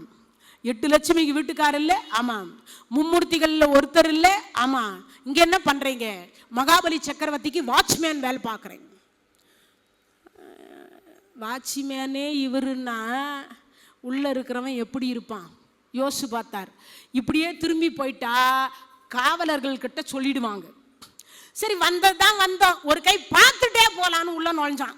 நுழைந்த உடனே சிம்மாசனத்தில் உயரமான ஆசனத்தில் உட்கார்ந்துருக்கிறார் மகாபலி. ஆமா நீ யார்? என்ன தெரியாதா உனக்கு?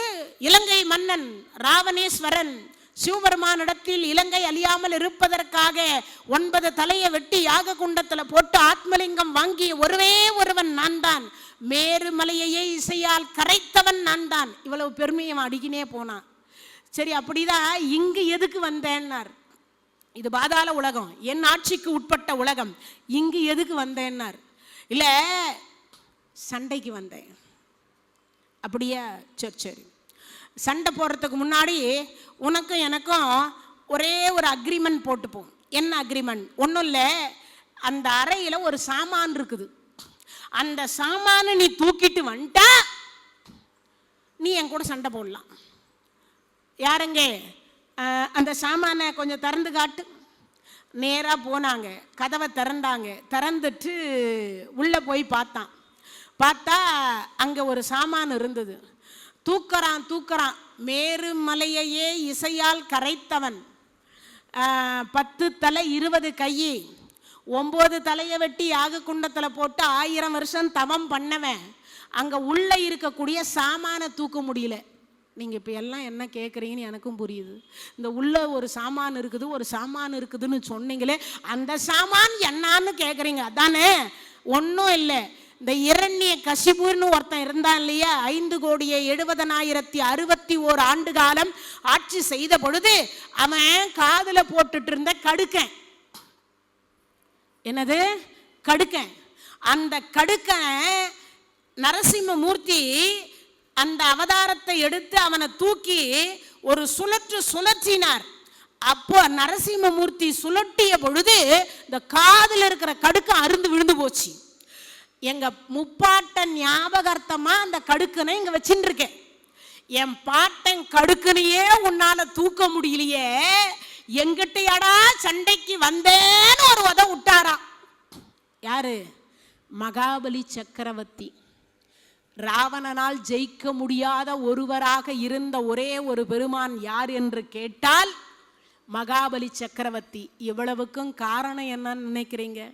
சிவராத்திரி அன்றைய தினத்தில் சிவாய நமன்னு சொல்லல, ஒரு வில்வத்தை எடுத்து அர்ச்சனை பண்ணல, சிவ ஆலயத்தில் அணையும் தருவாயில் இருந்த ஒரு விளக்கை தூண்டிவிட்டதற்கே இறைவன் இவ்வளவு பதவியும் பட்டத்தையும் கொடுத்து அருளி இருக்கிறார் என்றால் நாம் செய்யக்கூடிய பக்திக்கெல்லாம் இறைவன் என்ன என்ன தருவார் என்பதை நாம் எல்லாம் ஒரு சனம் சிந்திக்க வேண்டும். ஒரு சனம் சிந்திக்கணும். அவருடைய பெருமையை சொல்லிட்டே போகலாம். ஷார்ட்டா இன்னும் ஒரே ஒரு கதையை சொல்லிட்டு முடிச்சிடுறேன். எல்லாரும் திட்டுறது என் காதில் விழுது. 8:15 முடிப்பாங்கன்னு நினைச்சேன். பக்கத்தில் இருக்கிற கார்ணீஸ்வரருக்கு 9 மணிக்கெல்லாம் போயிடலான்னு. ஆனால் நீங்கள் அங்கே போனீங்கன்னா கூட கீவரிசையில் தான் நிற்கணும். ஆனால் அந்த கதையெல்லாம் கேட்க முடியாது.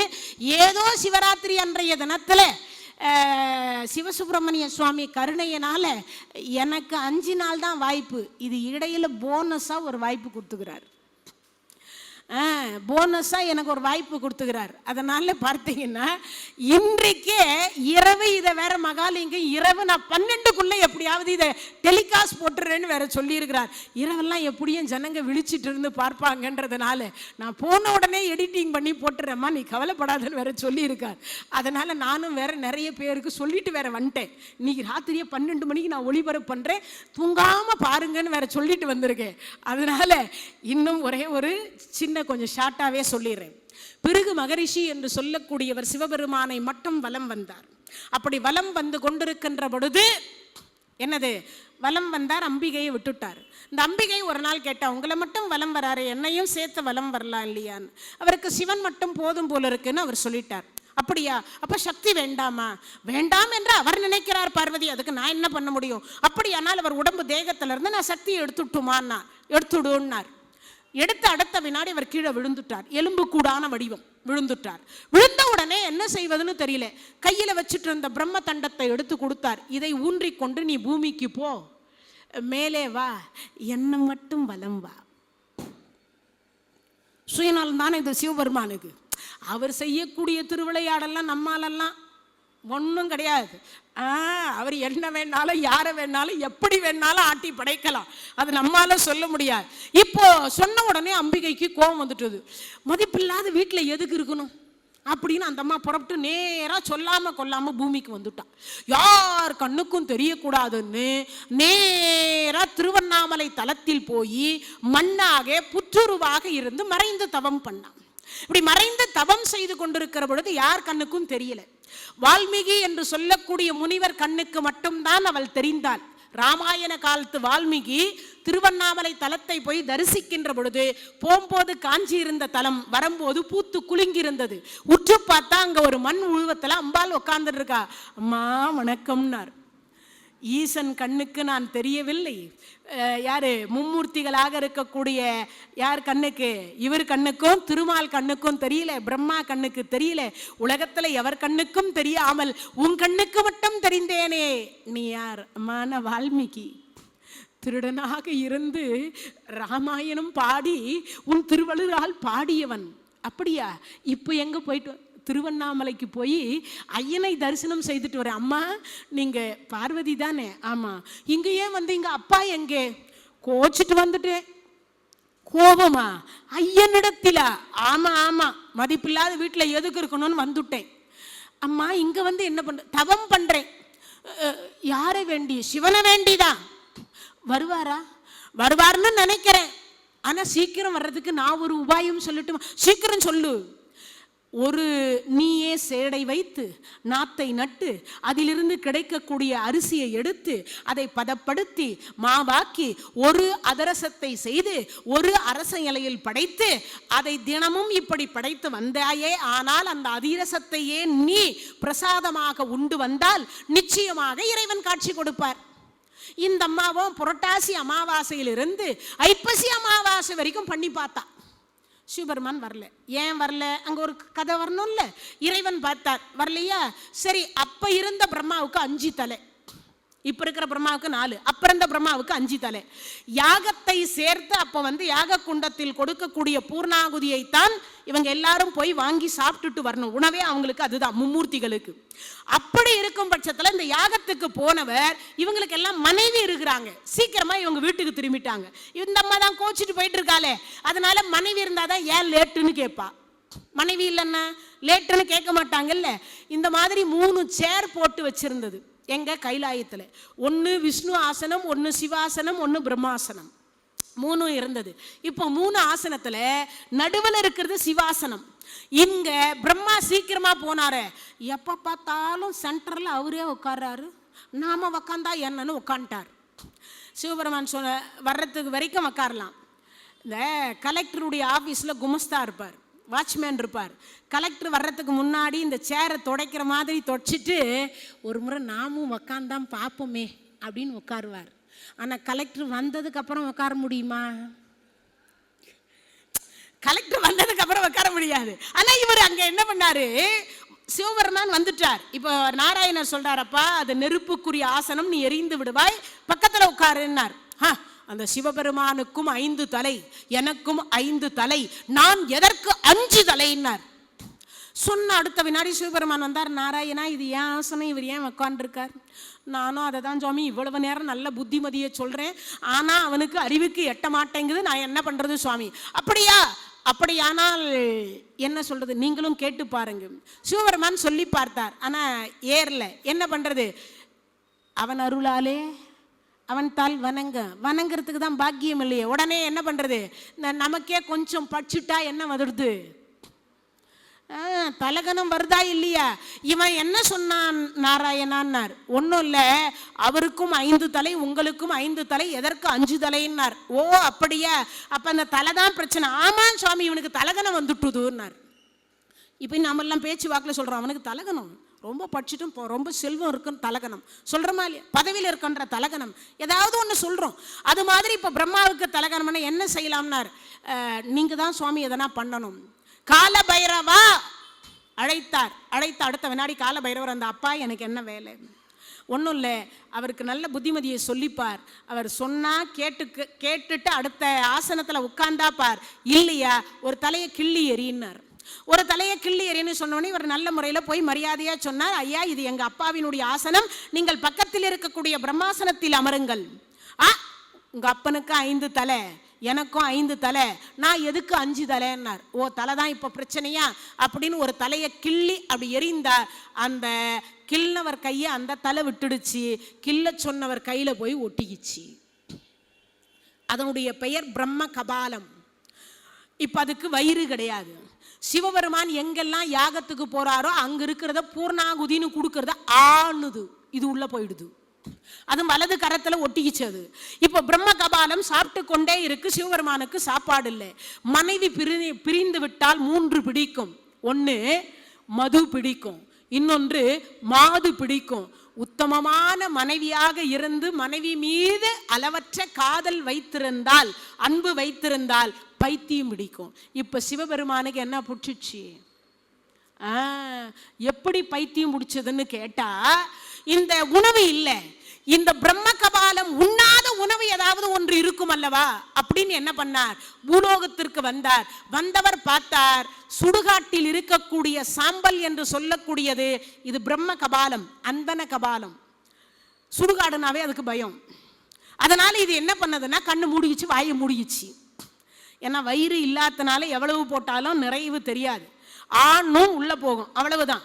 இந்த வயிறு இருந்தா தானே நமக்கு எவ்வளவு அளவு சாப்பிட்றது நிறைவு தெரியும், இல்லைன்னா தெரியாது இல்லையா? அப்படிப்பட்ட ஒன்றினால இந்த பிணத்தினுடைய சாம்பலை சிவபெருமான் அள்ளும் பொழுது, சிவ சிவா இது என்னது, இது பிணத்தின் சாம்பலை ஏன் அள்ளுகிறீர்கள்? எனக்கு பசி, நீ பாட்டுக்கு எல்லாத்தையும் சாப்பிட்டுற, நான் எத்தனை வருஷம் தான் பட்டினியா இருக்கிறதுன்னு இந்த பிரம்ம கபாலம் உண்ணாத உணவு எது என்று தெரிந்து சிவபெருமான் அந்த பிணத்தின் சாம்பலை சாப்பிட்டார். சாப்பிட சாப்பிட சாப்பிட சாப்பிட சிவபெருமானுக்கு சித்தம் கலங்கி போச்சு, பைத்தியம் முடிச்சிடுச்சு. இப்போ ஞன்றார், சுடுகாட்டிலேயே உட்கார்ந்து இருக்கிறார்.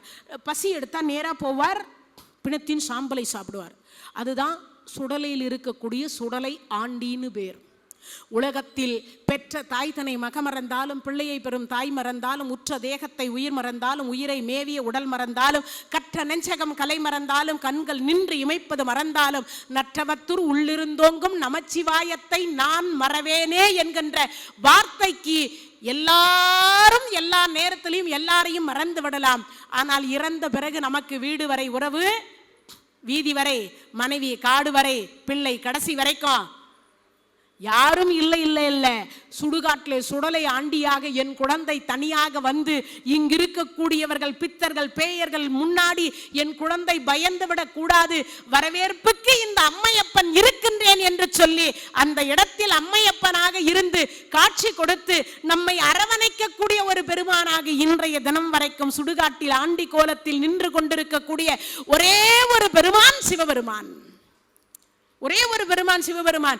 எல்லாரும் நம்மளை கைவிட்டுட்டாலும் அவன் நிச்சயமாக நம்மை கைவிட மாட்டார். சுடுகாட்டிலையும் உன்னை வரவேற்பு கொடுப்பதற்கு குழந்தாய் நீ பயப்படாதே, இந்த அம்மையப்பன் இருக்கின்றேன் என்று சொல்லக்கூடிய ஒரு பெருமான் சிவபெருமான் இப்ப அங்க இருக்கிறார்.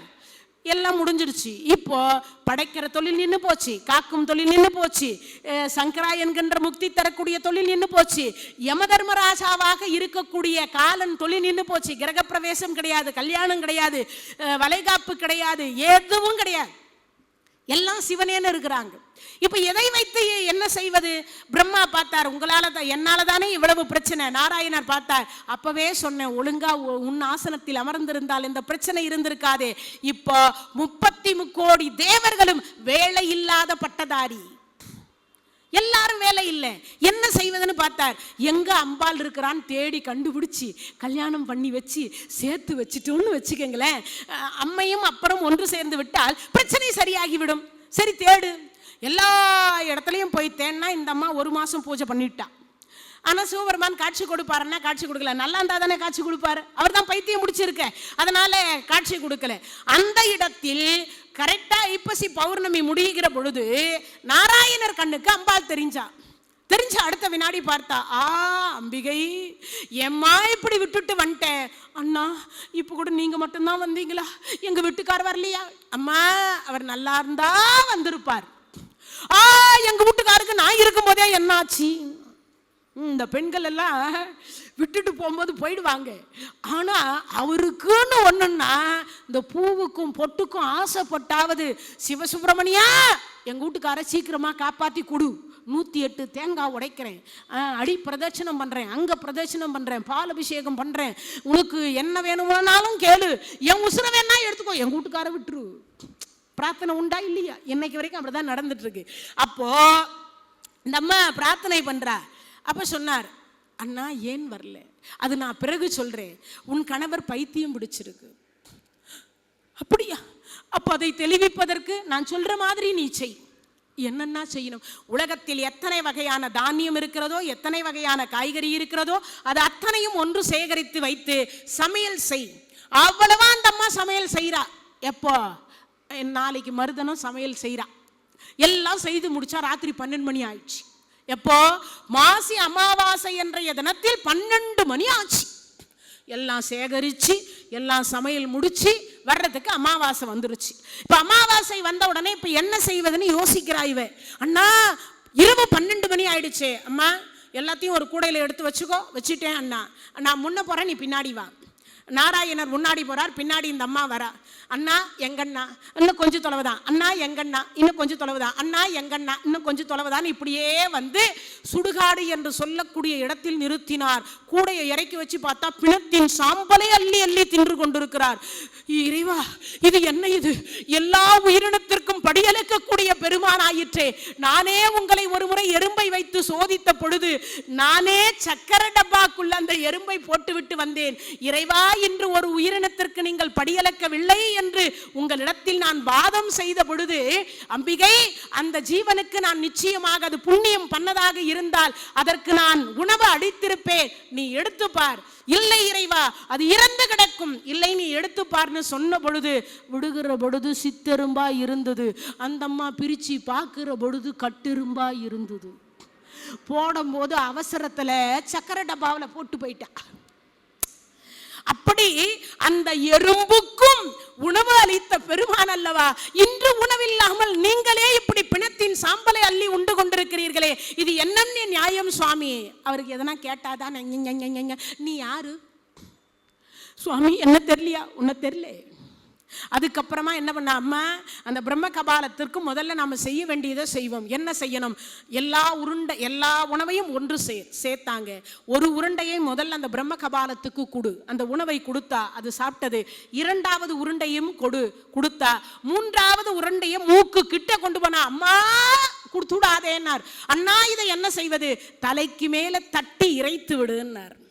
தலைக்கு மேல தட்டி இறைத்த அடுத்த வினாடி அந்த உணவுக்கு ஆசைப்பட்டு சிவபெருமான் கையில் இருந்து அந்த பிரம்ம கபாலம் பிரிந்து கீழே வந்து அந்த உணவுகளை பொறுக்கி எடுத்து சாப்பிடுகிற பொழுது நாராயணர் சொன்னார், சூலாயுதத்தினால் அந்த பிரம்ம கபாலத்தை வதம் செய்யினார். சூலத்தை தூக்கிய உடனே அந்த பிரம்ம கபாலம் சொன்னது, கொஞ்ச நேரத்துக்கு முன்னாடி தானே அம்மா எனக்கு சோறு போட்டேன், உனக்கு பேரே அம்மை அப்பர்னு பேரு, அம்மாவா இருந்து சோறு போட்ட குழந்தைய கொல்லலாமா என்று கேட்டுட்டு அடுத்த வினாடி என்ன பண்ணுச்சான்?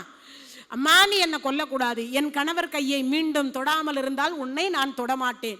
ஏற்கனவே அங்கே செத்து போன மண்டவோடெல்லாம் நீங்கள்லாம் வாங்க என் கூட நீட்டு கூப்பிட்டுக்குச்சு.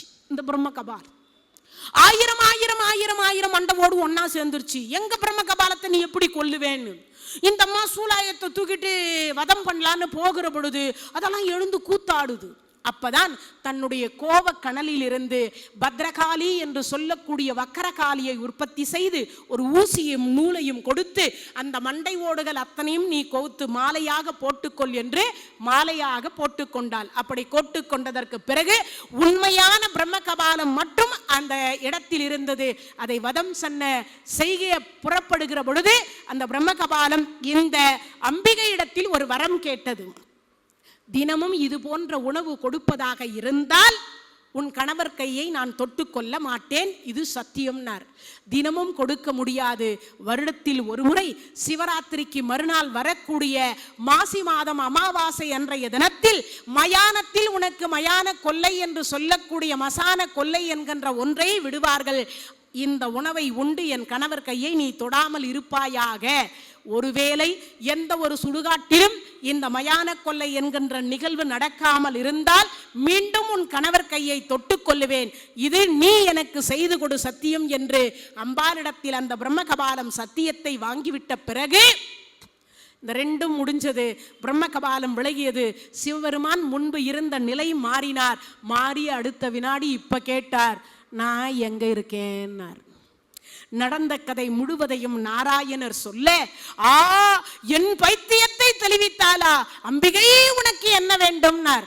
சுவாமி, எக்காரணத்தை கொண்டும் இந்த உலகத்தில் எவராலும் யாராலும் நம்மை பிரிக்கவே முடியாத அளவுக்கு உங்க அங்கத்தில் எனக்கு பாதியை கொடுங்க, உங்க அங்கத்தில் எனக்கு பாதியை கொடுங்க என்று சொல்லி கேட்ட உடனே சிவபெருமான் அகம் மகிழ்ந்து என்ன கொடுத்தார்? என் அங்கத்தில் பாதியை எடுத்துக்கொள், இன்றைய தினத்திலிருந்து அங்காள பரமேஸ்வரி என்கின்ற நாமத்தில் நீ விளங்குவாயாக என்று சொல்லி நீ தவம் செய்த இடமே இந்த தலம் அங்காள பரமேஸ்வரிக்கு உரிய தலமாக கலியுகத்தில் பேரும் புகழும் பெற்று இந்த தலத்திற்கு வந்து என் பைத்தியம் எப்படி தெளிந்ததோ அதுபோல உலகத்தவர்கள் பைத்தியம் சித்தம் தெளியும் வகையாக ஒரு இரவு தங்கினால் அவர்களுடைய சித்தம் தெளிவு பெற்று மீண்டும் மனைவி மக்களோடு அவர்கள் சௌக்கியமாக வாழ்வார்கள் என்கின்ற வாழ்த்தை கொடுத்த தினம் இன்றைய தினம்.